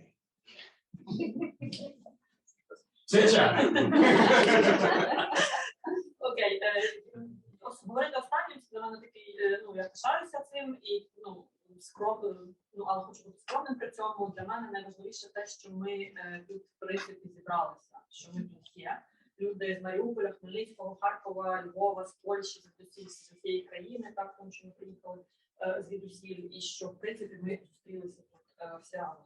Я дуже погоджуюся з попередніми спікерами, що нам потрібен час. Найбільше, що нам потрібно, час для того, щоб зустрічатися, розвиватися, щоб навчатися, обмінюватися думками і знаннями. І моя мрія, моє бачення таке, щоб створити платформу, певне фізичне місце, де ми можемо продовжувати мати такі зустрічі, як у нас зараз, і говорити, спілкуватися про те, що ми спілкуємося сьогодні, про відповідальність, про ролі, також ділитися знаннями, не тільки для муніципалітетів, щоб це було місце, але також і для громадянського суспільства, і для архітекторів, для фахівців, тобто для різних людей. І я дуже сподіваюся, що ми започаткуємо таку платформу сьогодні. Іро, Можу я просто так, будь ласка. My name is Vlad, and I from the important things. I heard that one hospital is better than 5 small hospitals, and it's important thing to think about, because on one hand, we're talking about decentralization, and I didn't know if it works the same way with hospitals. And I have an example when in Kharkiv, one university and there's is kind of taking over another university, and another university is not very happy about it. So do we need this situation? So I also heard about the concentration of specialists and experts.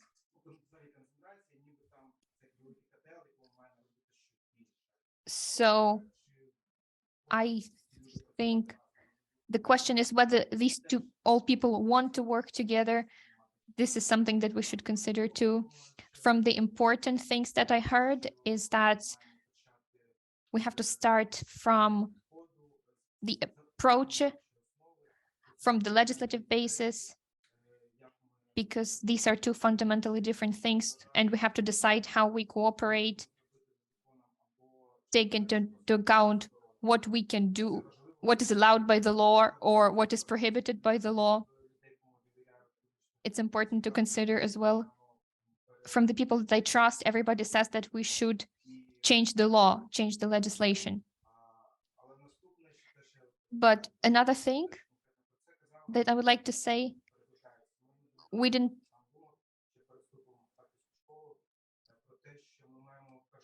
that we should first of all,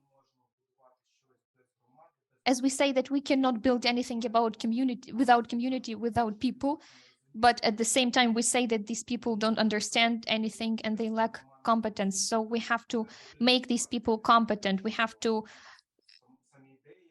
popularize the ideas that we want to implement. And it is not fair to say that these people are not competent, but we haven't done anything to make them competent. This is our responsibility. We have to make them interested. We have to make them understand that this is not the privilege of the architects to build the city. This is so that they start thinking about it, because I think sometimes they don't even think about this.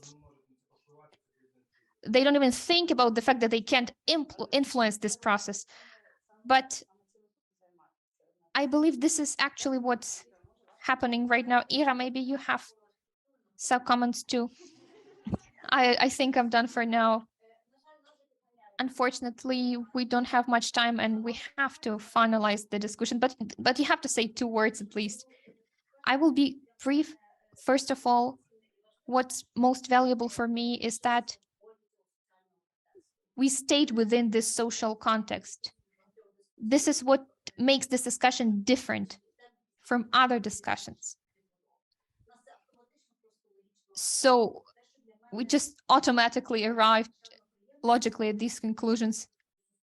Another thing is that Ukrainian society, and what you said and what our speakers said, is realizing their previous experiences, and they're realizing their situation that are in now, and our understanding is developing and evolving. This is very good.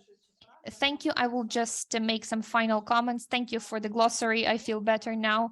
From the new things, I've heard about 1,000 events for 3 years. That is very substantial. That is great, because this is about creating understanding among people. This is about working with the needs of people, and this is about participation.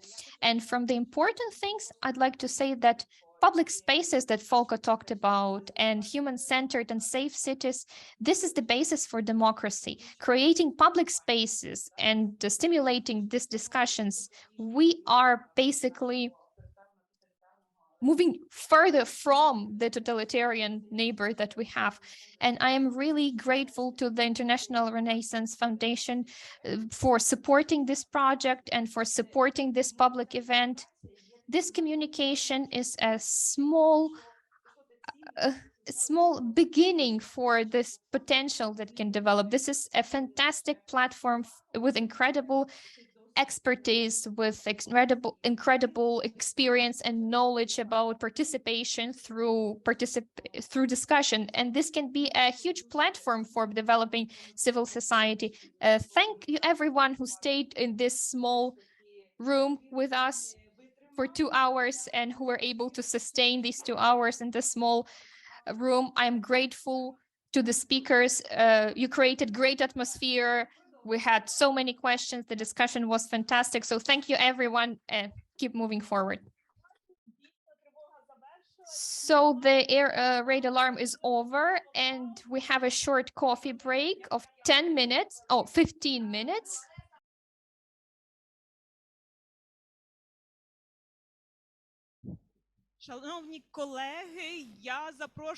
Dear colleagues, I'm inviting everyone to take your coffee with you, take your seats, and we will start the second discussion panel about the instruments to support local initiatives of participation of communities in the recovery processes in 2 minutes at 4:15.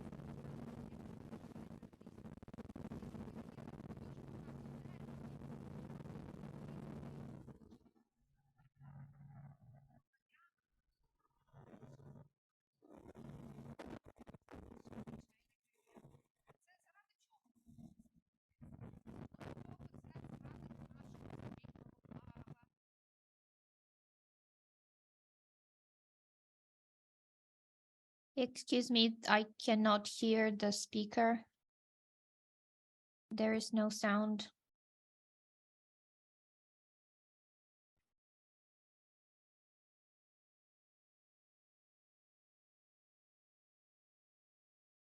Yeah, I cannot hear anything either. There is no sound at all coming from the speaker.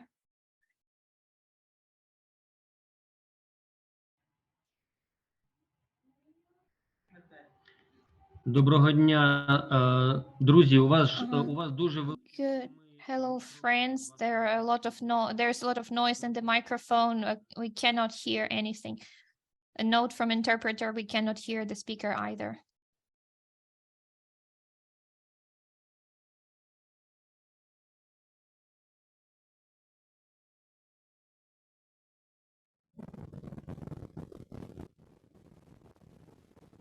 дуже сильні шуми в зумі в онлайні. Я нічого не чую. There is a very strong noise, Mr. Oleksandr says, and we cannot hear anything. Just the constant noise in the microphone.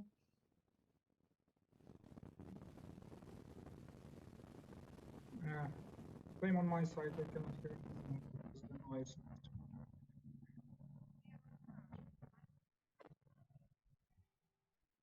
The interpreters cannot hear anything either. Just the noise or nothing at all.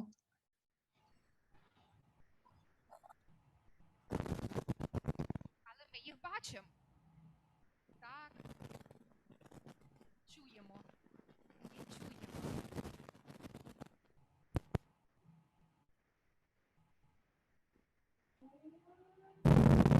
І я перепрошую, в Києві знову пішла повітряна тривога. Excuse me, there is another air raid alarm, so this is what we're facing right now.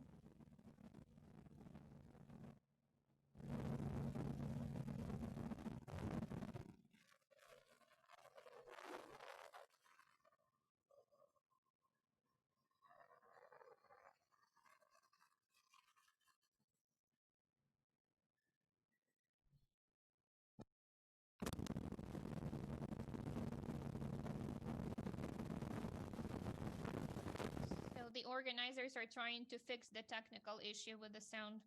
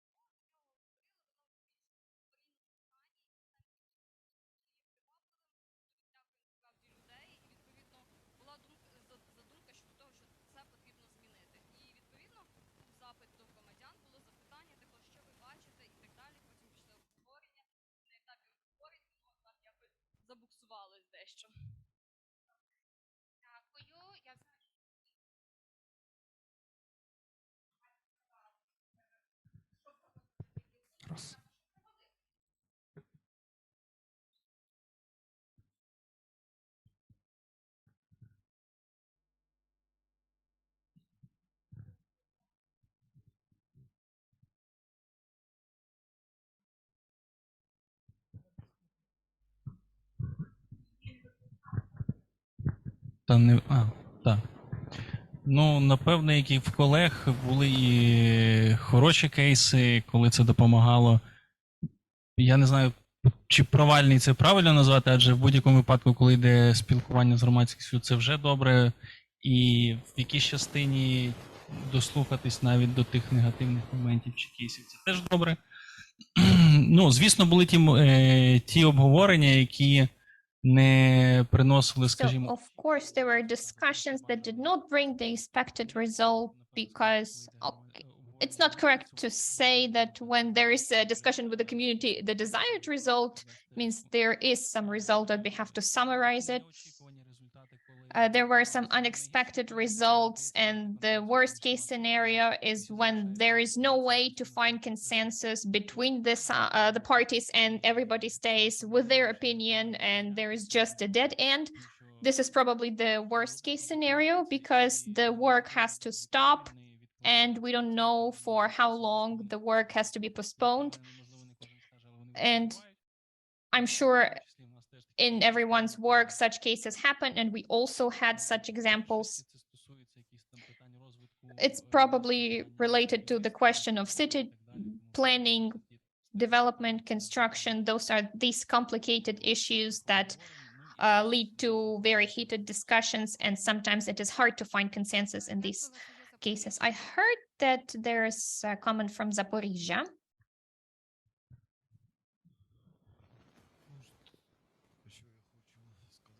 So what I'd like to say, as of now, we have a goal as every person who lives in this community, we prioritized what we need to do. And one of the key priorities is security. Before this point, nobody voiced this priority, but right now, this is quite understandable why this priority appeared.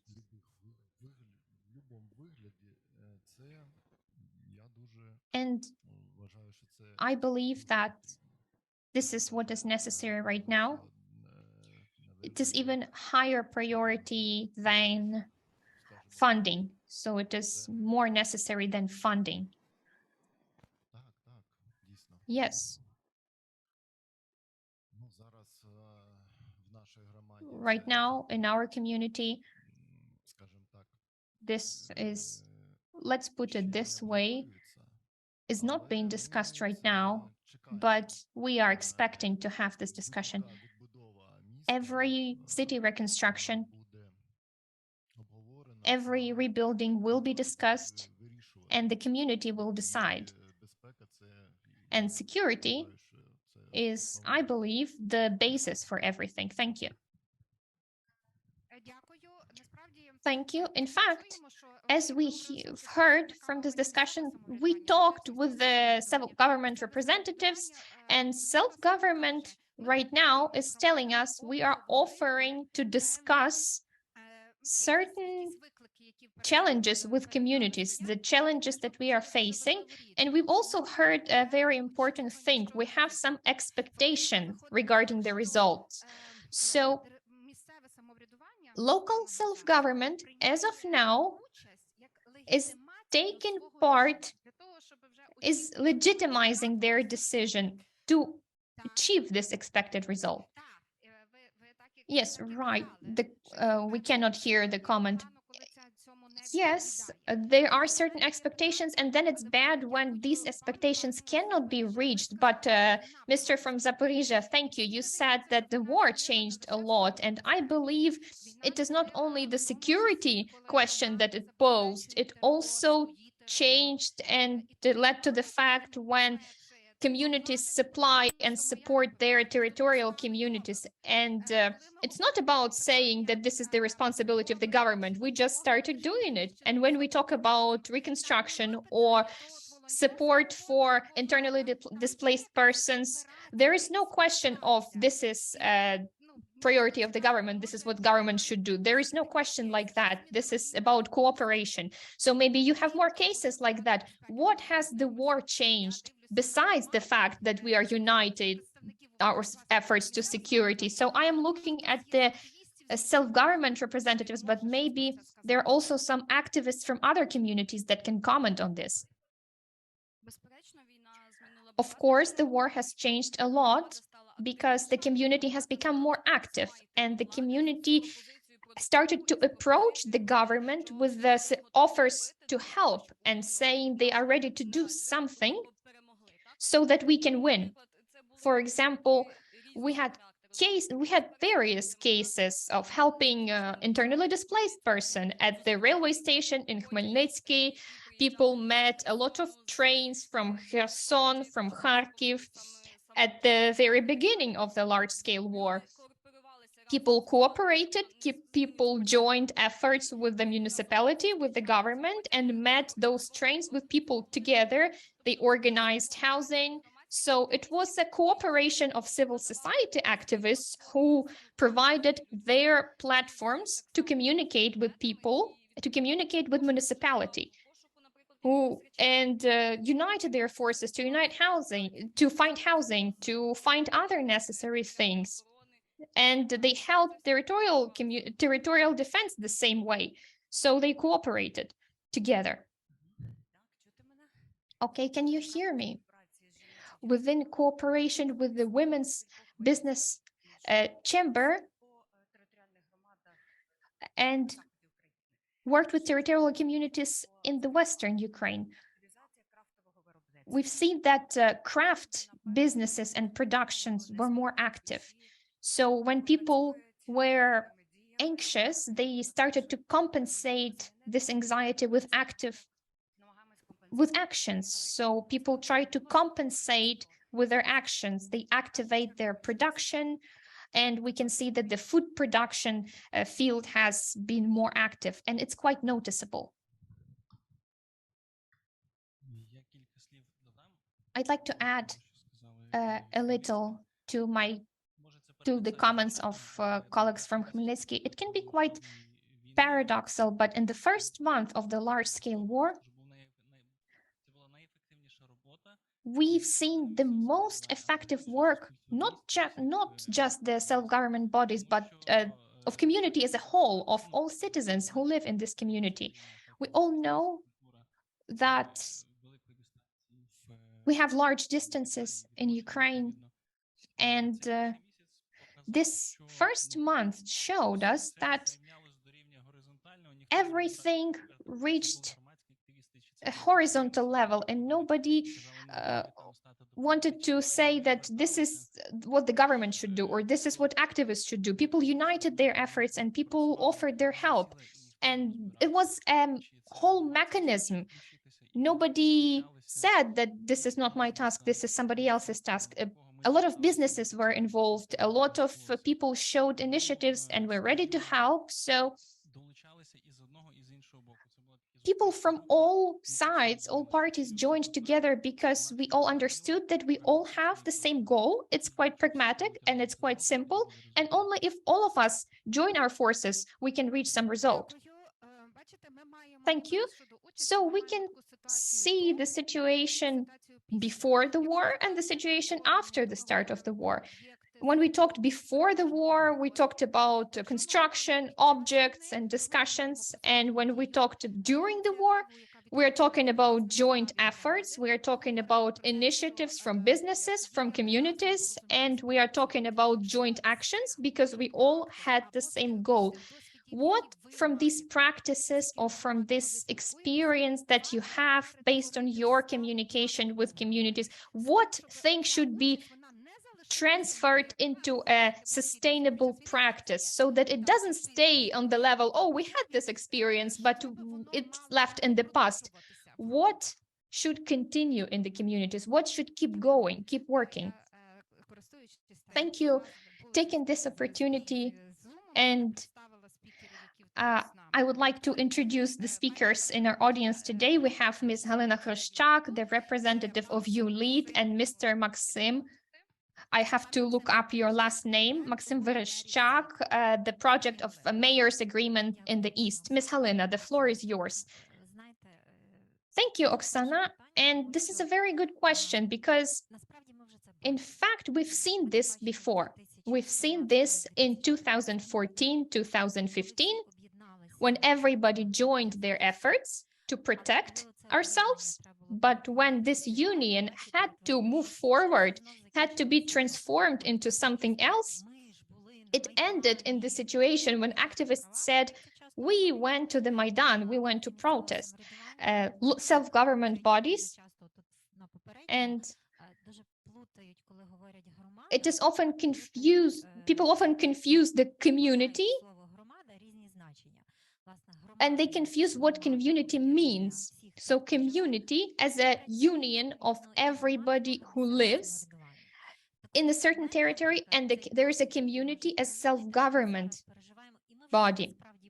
So for me, this experience that we are living through today, this is something we've seen, especially when we talk about Western Oblasts. We had this, we've come through this, we've seen this. So people calm down, there's smaller numbers of IDPs, so everybody just returned to their business as usual. Maybe I am wrong, but there is no this feeling when everybody said, okay, let's join efforts. So the thing is that we don't just need this union just at the beginning. We need to unite efforts in the same way to develop the country, to reconstruct the country. So I am afraid that step by step, so the problem is that we are not transforming this experience to something else, both from the side of self-government bodies and from on the part of people who live in a certain community. And in the previous panel, I heard this thought that communities in the western part of Ukraine are more active as compared to the eastern part. It's not true. Trust me. We are working in all oblasts of Ukraine, and during the past year, I've been communicating with communities from various oblasts of Ukraine, and it's not true that the Western communities are more active than the Eastern communities. We have the same situation, and as in society as a whole, we have communities who lead, and we have the communities who would not do anything unless somebody comes and, pushes them to do something. So the situation is approximately the same everywhere. So saying that some communities are more active in the West, it's not like that. And in the context of participation, I believe that the communities, as Khmelnytska Oblast said, so the communities in the central part of Ukraine are even more capable of showing new examples of doing things, because there are active people there. And in the Western Oblasts, but everybody who was more or less active has just left. It's true. The communities are facing the problem that the active people who were creating something, they left. They are no longer present in the community. And this is one of the risks we're facing. Unfortunately, I cannot hear the moderator.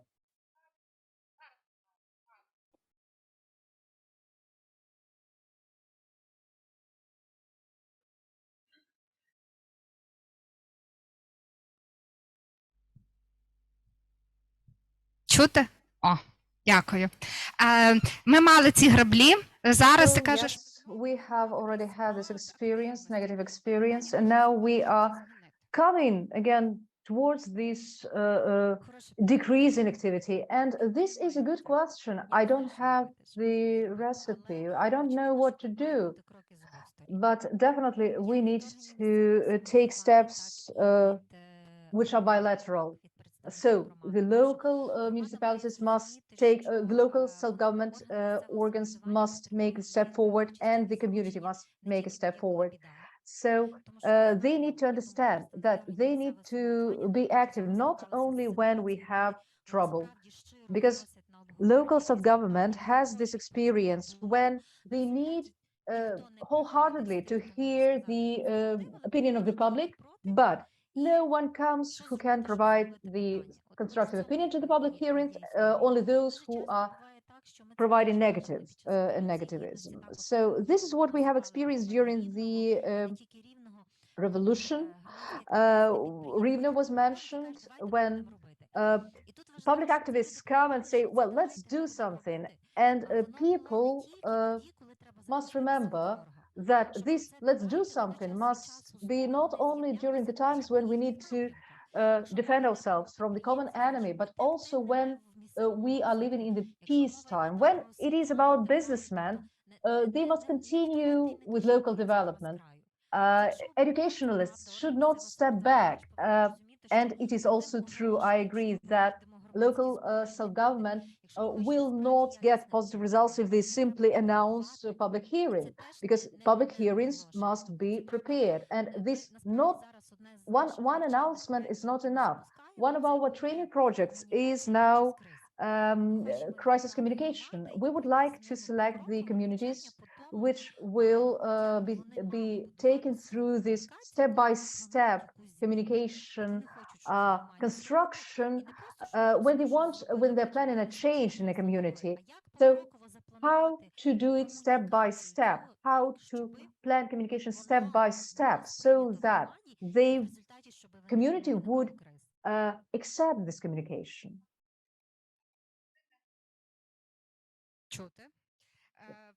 And Mr. Maxim, Mr. Vereshchuk, you are working as part of the Covenant of Mayors of East. So from the mayor's point of view, would you say, are you being approached by mayors? Are you being approached by them, like, teach us how to activate your promadas? I would like to continue this opinion about one breath. Actually, you cannot live taking just one breath. You need more. You need to make it an institution. You make it continue in each community. And so before the war, Covenant of Mayors used to work with sustainable energy, with some humanitarian issues. And only now we can see this demand on the part of the communities, their demand to help them, to support them in future recovery. And the most interesting thing here is that promadas, most of them are not asking for money. They say, no, we do not need funds. We need competences and we need know-hows. We don't want to simply, returning back to our first panel, most communities do not want to reconstruct something they had and that was ruined. They wanted something better, more sustainable, safer, more beautiful. And this is the case. Covenant of Mayors tries to support them in this. And my personal experience in this is that when in April I got a phone call from Mykolaiv, and then we were reading about Mykolaiv, that it is being shelled, that it had tens of buildings ruined there. Deputy mayor there called me, and he had a very consistent demand. Please support us in formulating the vision of what Mykolaiv will be after the reconstruction. I was shocked. How can the city be thinking about the future when it is being ruined? But they understood that unless they started then, tomorrow would be too late. And this is a very interesting example of participation also, because Mykolaiv showed business was active, common public was active. They focused on the humanitarian crisis, but at the same time, they formulated their demand their commission for the future. So this is what people need. This is what they need, the vision, what will be after the war. And now Mykolaiv is working very actively on its development strategy, which is focused on people. But the great problem of Mykolaiv is that it has experienced this great brain drain, and their development strategy focuses not only on hospitals, schools, kindergartens. Their strategy is focused on returning people to the city. What kind of city would people return to? What kind of city could attract more people? Thank you very much. I would like to return to the panelist who during the first panel said that integration is very important when we're talking about recovery. I guess integration was always important for our promoters, especially now when we have so many IDPs, when the number of vulnerable people is growing, and they are much more sensitive towards participation, towards their participation in political and everyday life. So, is there any demand? Can you see any demand for this kind of integration in the communities with which you are working? Do you get this demand from the IDPs, from former combatants, from the families of the actual combatants?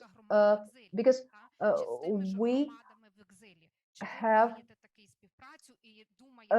do you have this kind of experience? I'm thinking about participation there, or do you get this demand from the community there?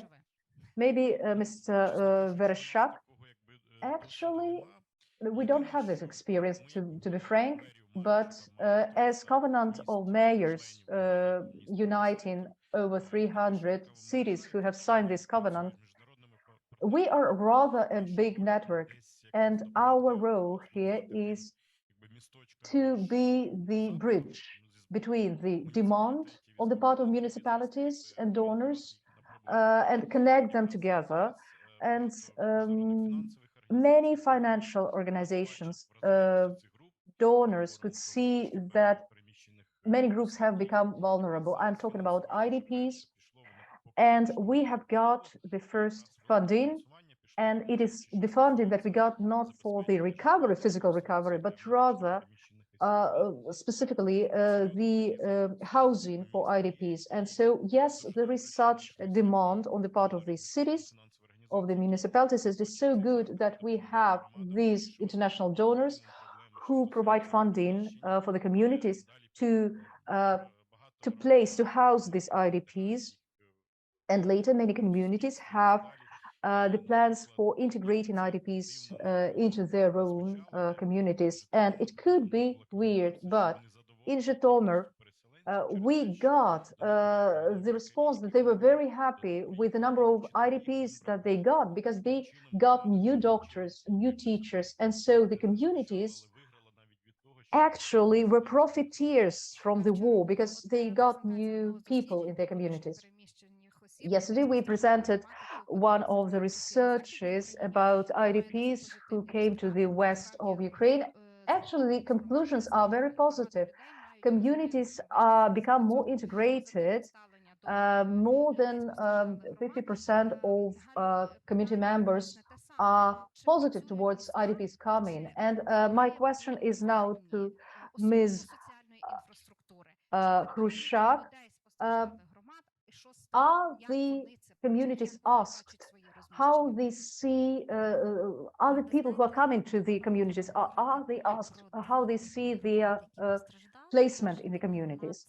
We need here to differentiate between the Hromadas who are now occupied and who are not yet joined to the territory of Ukraine again.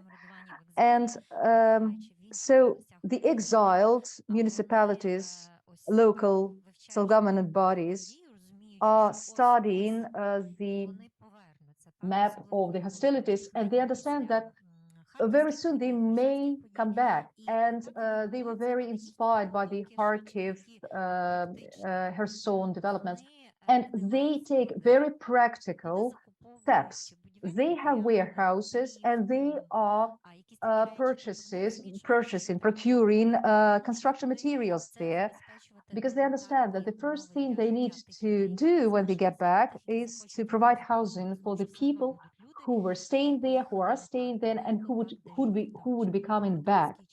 And there will be IDPs who didn't went far away and who are planning to go back. And so this is the kind of steps that they're taking in terms of planning. And yes, I understand that there are communities who are now thinking about physical reconstruction and they're planning this physical reconstruction. I can say that we don't have many bright examples of participation of local communities in the project, because this is a very recent practice. And us as a community, as an organization that just started this process, we are initiating a new training process, and we will be selecting communities which will be supported in their recovery. But first, we need to get bright ideas from them, what needs to be reconstructed. Then we will help them in structuring these ideas and then designing normative regulations to support these processes. And this planning issue will be extremely interesting and important here, because we will have to take into account the interests of the permanent residents and of the IDP.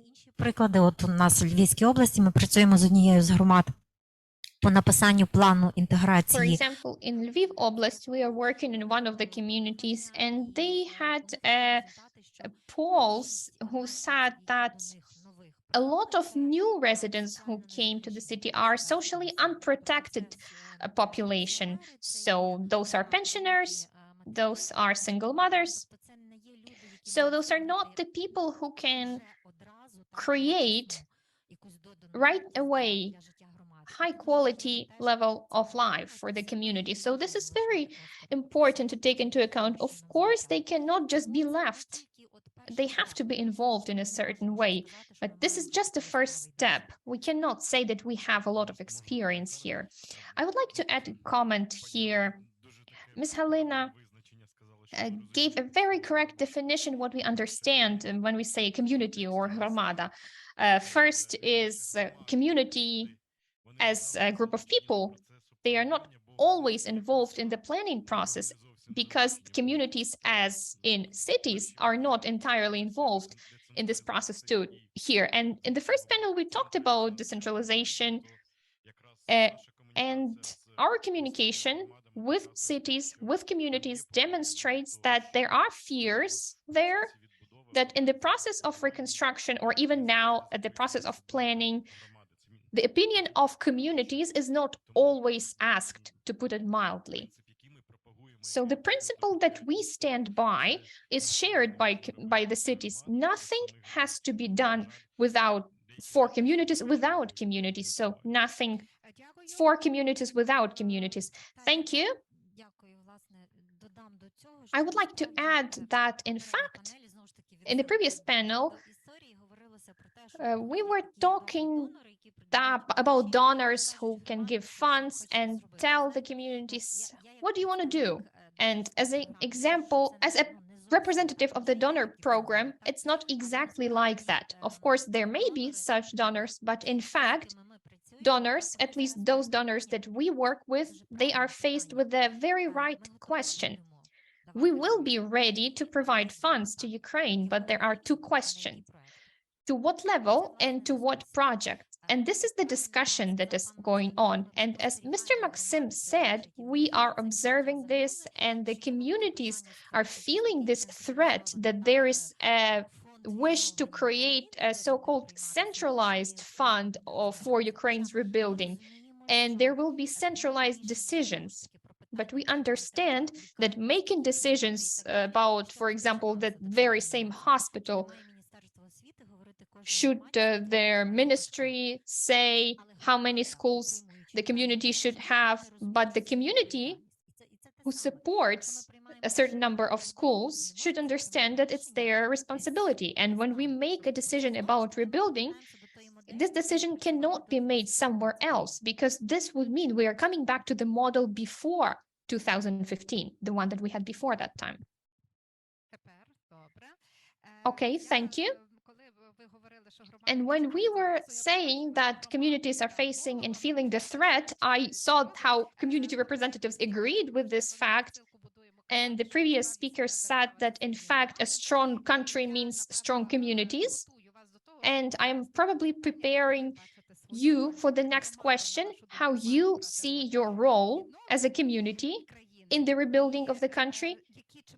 And do you really see some threats to decentralization and threats to the role of community? But before that, we have Mr. Tomasz Ostropolski, represented delegation of the European Union in Ukraine. And I think that for you, Mr. Tomasz, we also have a very important question, because Ukraine is a candidate to join the European Union. And for us, it's important. How do you see how the participation, how much of an important principle should participation be, and how should participation be present in the projects that we will implement jointly with the European Union? Yes, good afternoon, доброго дня. Чуєте мене? Good. Hello, everyone. Can you hear me well? Мене чути? Can you hear me, dear colleagues? Чудово. Great. Okay. So yeah, thank you very much for inviting me to participate in this event on behalf of the EU delegation to Ukraine in Kiev, and especially in this background of air raid alarms which interrupted our event earlier today. So being a part of this very heartening process of the EU accession is indeed a very positive development. So, well, I mean, to answer your question, obviously the integration of Ukraine in the European Union is rooted in the Ukrainian constitution, but when we look back in the last few months, it is amazing to realize to what extent this legal constitutional provision has actually been filled with contents, and how this process has begun to progress.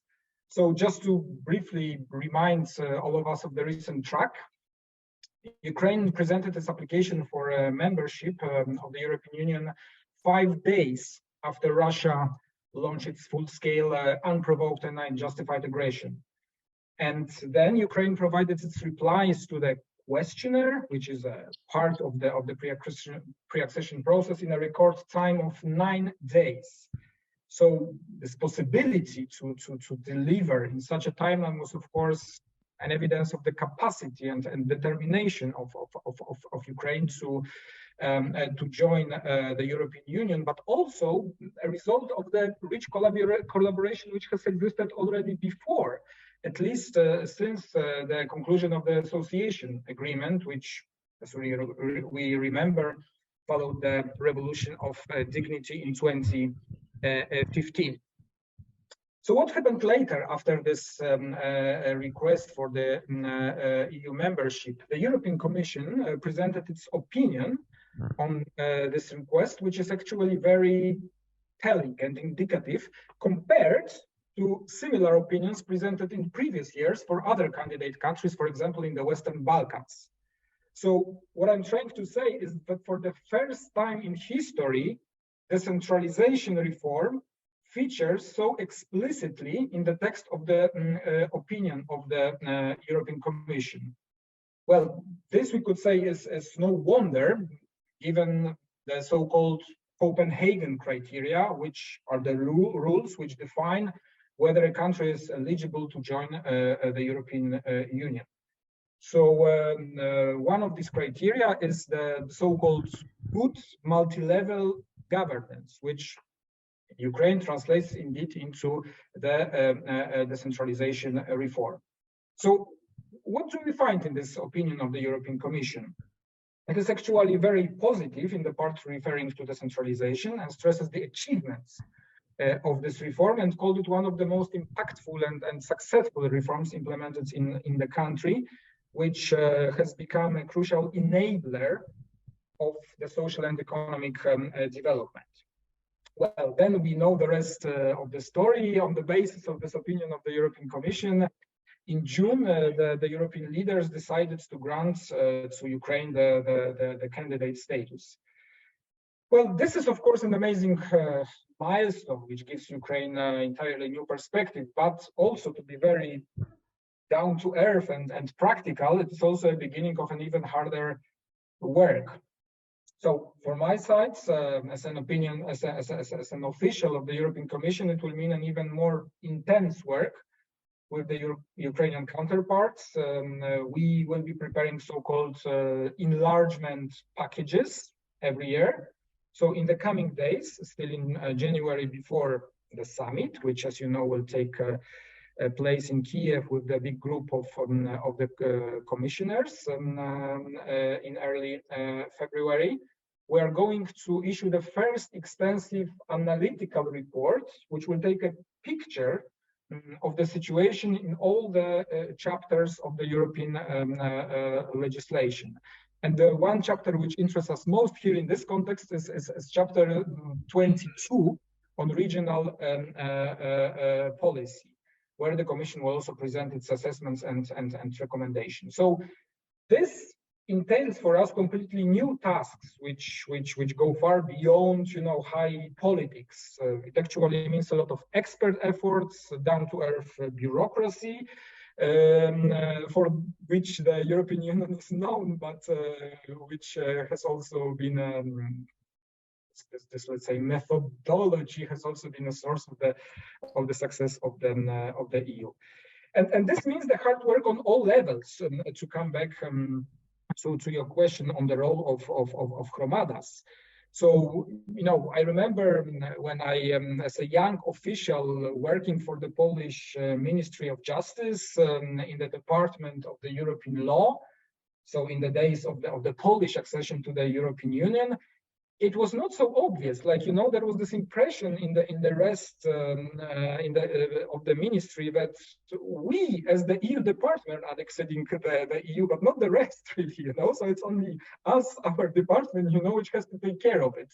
And it was, of course, wrong, and we took efforts, to convince the others that it's the entire institution, the whole of the government, and indeed all levels, in which the state works, including the local level, which is concerned both by rights and by obligations when acceding the European Union. So the same goes for the decentralization reform in Ukraine. Everybody will have their role to play. Yes, of course, Verkhovna Rada, the new Ministry of Infrastructure, the one merged with the Ministry of Regions, but also Hromadas implementing this reform. And we know, that was mentioned later today, how in the first weeks of the war, the names of small municipalities and their leaders who played such an important role in the defense of the country became known worldwide, actually. Well, the work ahead will be less spectacular, probably. This will be implementing local functions of putting in practice, the subsidiarity principle for which the European Union is now spending EU funds, but also, well, eradicating corruption at the local level. So we have to look at it in this comprehensive context. So, well, let me just to finish, let me quote an example of a country neighboring Ukraine, which I know best, Poland, where the local level actually played a key role absorbing the incoming support, absorbing the incoming funds. So this regional component of the integration with the EU was an important part of the success of Poland. But for this, and I actually, heard these comments before, with which I very much agree with, is how to translate these spontaneous processes, this determination, this energy into a structured processes, actually. So spontaneity into a regular structured process, which will be hopefully the basis of the Ukrainian success. I can only add, okay, we have Halina there present. We are having this flagship project you lead with Europe, which of course will be there and we will stay there to help the Ukrainian Hromadas to assist in this process at this very practical level. So, dear representatives of the communities, what is the role of Hromadas in the recovery of the country? What would you really keep to yourselves without giving it to the state level? Moreover, the representatives of the EU are saying that you will have to work with the funds. I would like to return to the first question when we mentioned decentralization. First of all, I would like to refer to the first panel because very many things have already been mentioned there. Before the 24th of February, decentralization reform already gave us some fruit, and the local self-government already had the resource to work efficiently on the local level. Today, somehow people start mentioning that decentralization reform is slowed down, and they mention it as a kind of strategic thing for the whole country, but this is absolutely not so, because we need to return, for instance, to the law 5655. This is the law that also concerns local self-government and municipalities, and we are already discussing it. So, and again, if I may refer to the information from the first panel, Hromadas are the places and the environment where people live. People do not live in some kind of power, etc. They live in Hromadas, and so Hromadas continue to play a pivotal role in the processes which are shaped by the central power. And I guess that Hromadas do have the power to implement it and to choose the means and tools to implement something that is proposed by the public authorities. So if we talk about red tape, it would be excellent to reduce it.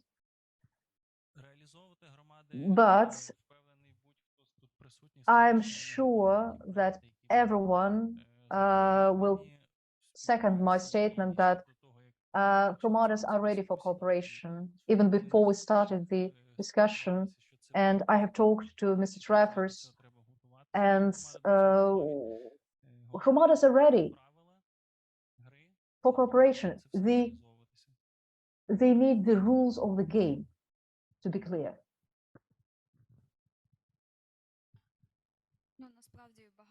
Actually, many things have already been mentioned by my colleague, but I would like to add also that talking about decentralization, the scariest thing is that if we make one common budget for recovery, it could be really scary, because Hromadas must have a say. People must say where they want to live, how they want to live, and they shouldn't be told that, well, we will have like ant hills 20 stories high so that you could live there.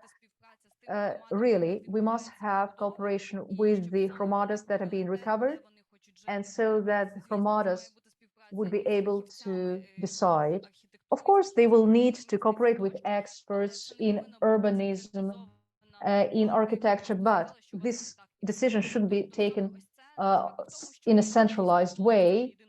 We must avoid that. We must avoid establishing one financial foundation that would later give the money to the hromadas and say what to do.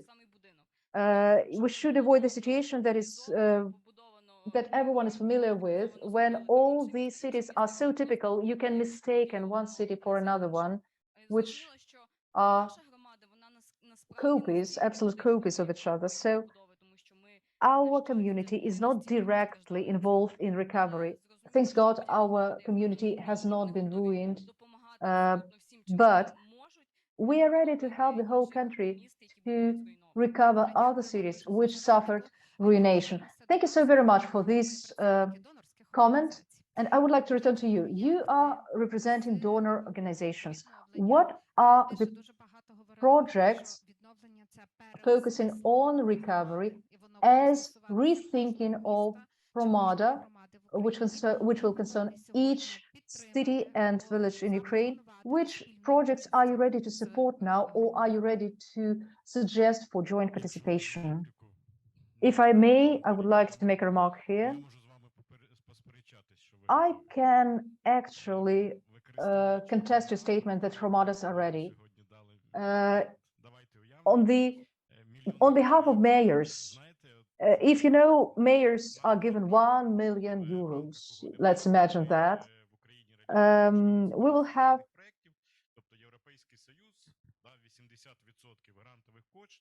на проект, який вибере громада, тобто в певних рамках, тобто що він стосувався клімату, енергоефективності.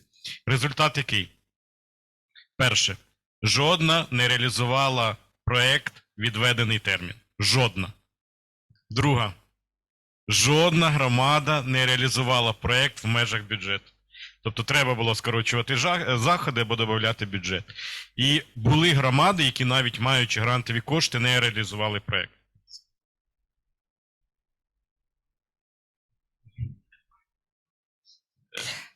Тому це домашнє завдання, можливо, для громад вже зараз думати над хто буде це робити, і як уникнути тих помилок, які, в принципі, вже українські громади зробили. Ну і що стосується...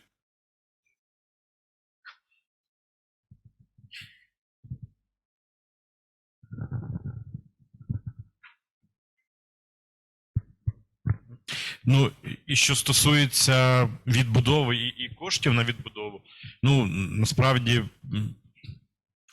як мінімум з того, що знаю я, зараз ведуться умови взагалі про створення такого, якби, слова, ну, не добре, фонду, так, інституції навіть, це навіть не інституції, в які мультидонору, тобто і Європейський Союз зголосився 40% коштів, і британські партнери, і Сполучені Штати Америки, тобто з того, що ми чуємо, комунікуючи з Єврокомісією, з іншими донорами, що, в принципі, міжнародна спільнота готова давати кошти на відбудову України. Зрозуміло, ну, це моя певна особиста думка, що цього не буде відбуватися, доки триває війна. До цього треба бути. This will not happen during the war, and of course nobody can say how it will last, but of course it will be not a one moment thing, but of course I think there will be funds for rebuilding.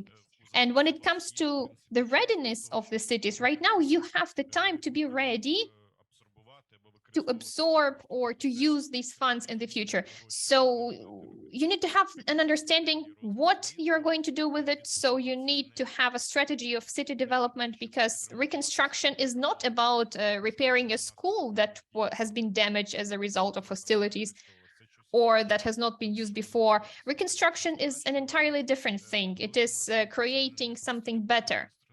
because it is not just about rebuilding infrastructure. It is a so-called Marshall Plan for Ukraine that we are all dreaming about. This is about rebuilding Ukraine as a whole. This is about making us competitive. This is making us visible at the international field. So this is your home task, to think what you are about to do, who you are going to do it with. And this is about having competences. This is about having project managers in communities who know how to work with international donors, how to work with international communities. And right now, the communities have time to prepare for it. And at least our project is already working in this direction. We have the component to help boost the capacity of communities when it comes to writing a project. And Mr. Tomasz, do you have the answer to the question, are there some projects that are going to be implemented by local communities with the stress on participation, rebuilding and recovering cities and communities? Yes, thank you very much. Well, yes, definitely so. Well, I mean, I can speak again, you know, for our flagship project, Yuriy with Europe. So Iryna is there, you know, to best equipped. But I will just hint that a month ago, actually, we have topped up the Yuriy with projects and extended its duration to cover exactly this emergency and reconstruction angle. So within this new extension, there will be initiative focusing specifically on assisting Hromadas in participating in the reconstruction process. And one of which I would like to mention is the so-called municipal project preparation facility. So this facility will be like a platform helping Hromadas to prepare the projects and working also closely with the incoming funds to adjust the specific technical competences of Hromadas under the angle of the incoming donors, projects and processes. So the municipal project preparation facility is currently under preparation. This goes, let's say, hand in hand with a big political efforts, which is the so-called donor coordination platform. Actually, tomorrow there will be the first steering committee meeting. The European Union will host the secretariat, but also there will be other big players like US, UK, and other G7 countries. So this big machinery is actually getting started now. Once again, for the EU, what is essential and what we have been stressing is the inclusive role of the local level in this process. So this potential of decentralization that we have been talking about must be also used in the or exploited in this incoming period. So just to quote the president of my institution, Ursula von der Leyen, she stressed it on a few occasions. She said that the Hromadas and regions are also economic powerhouses, which are necessary to tap into Ukraine's human capital. And so we are now working on how to, let's say, operationalize on this approach with our projects. Obviously, all creative operational idea coming from the local level, from others, from their associations, on how to, let's say, design this process and how to ensure this inclusive role of the recovery are most welcome. And we are absolutely ready to discuss it both with representatives of Hromadas and with the central level of the ministry. Thank you. Дякуємо вам, пані Галино. Thank you, and Ms. Halina. And this is actually what I was talking about, and this is what Tomasz has confirmed. Since we are the project that is not providing funds for reconstruction, our key task from 2015 remained the same. Our task is to boost the capacity of communities so that they are able to implement what they want to implement by themselves. And actually, in the near future, we will be focused on helping communities. And it was mentioned already that communities think that they are ready. But in fact, I wouldn't say that the level is weak, but the situation is concerned with the fact that a lot of experts are leaving the country due to the war. So we are facing the situation again that there are no project managers in communities. There are no people who are ready to even formulate the idea of the project. So they know that they want something, but when they need to describe it, to put it in writing, and put it in writing in the way to get funding, this is where the problem starts. And in the near future, we will be focused on boosting the capacity of communities, and we will be helping the communities who actually suffered from the war. We will help them to find these ideas. We will help them to develop these ideas and to prepare technical documentations so that they can submit and apply to donor organizations to receive some funding. Of course, it depends on when the war will end, because it's understandable that investing so-called life funds right now when we are at risk every day, this is an open question. So we will keep teaching communities to help themselves, to prepare to implement funds in the future. And Tomasz also has mentioned before, let's not forget, Ukraine is a candidate to be the EU member, and the European funds and Poland, a good example was mentioned, and we should take into account this example. This system was developed very well in Poland, this system of project management and involving funds at the level of hromadas, at the level of communities. So we should learn from this experience, because we will not just receive funding just because. We will receive funding for certain projects. So we need to know how to prepare these projects, how to get these funds, and we need to learn this. If communities say that they are ready, of course they are ready, but when it comes to technical documentations, there can be a problem. We had a conversation yesterday. There was a new program launched. It was called Ukraine, Poland, Belarus before, and right now it's called Ukraine and Poland. There was a launch stage of agreeing, and it has been launched now. So we are collecting ideas where communities said, yes, we know what to do, we know what to do. And when we analyze the ideas on the example of environmental protection, there were no viable ideas that would be able to win the funds. So that's the problem. Sometimes communities are mistaken. And yes, such cities are as Lviv and other large communities that have experience, they might be ready. But this is not just a simple grant application for an idea. This is a very complex project. And the applications sent at the European level are way more serious. And right now, this is the best time to plan and learn and again learn, because right now we're not able to rebuild. Thank you for your comments. As a representative of the Renaissance Foundation, we have this project, democratic practice and local self-government. We have it structured how to build trust.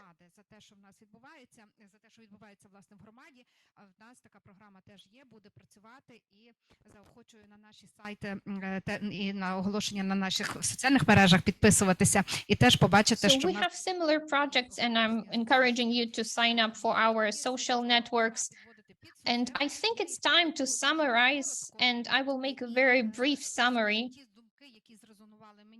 And I will repeat some thoughts that I remembered.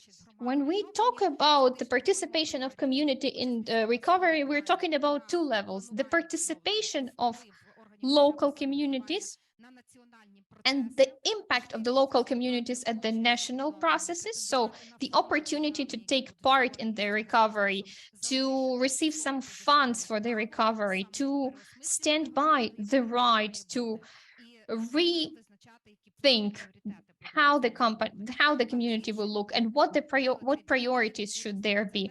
On the other hand, there is another level of participation. In a certain way, it's about decentralization.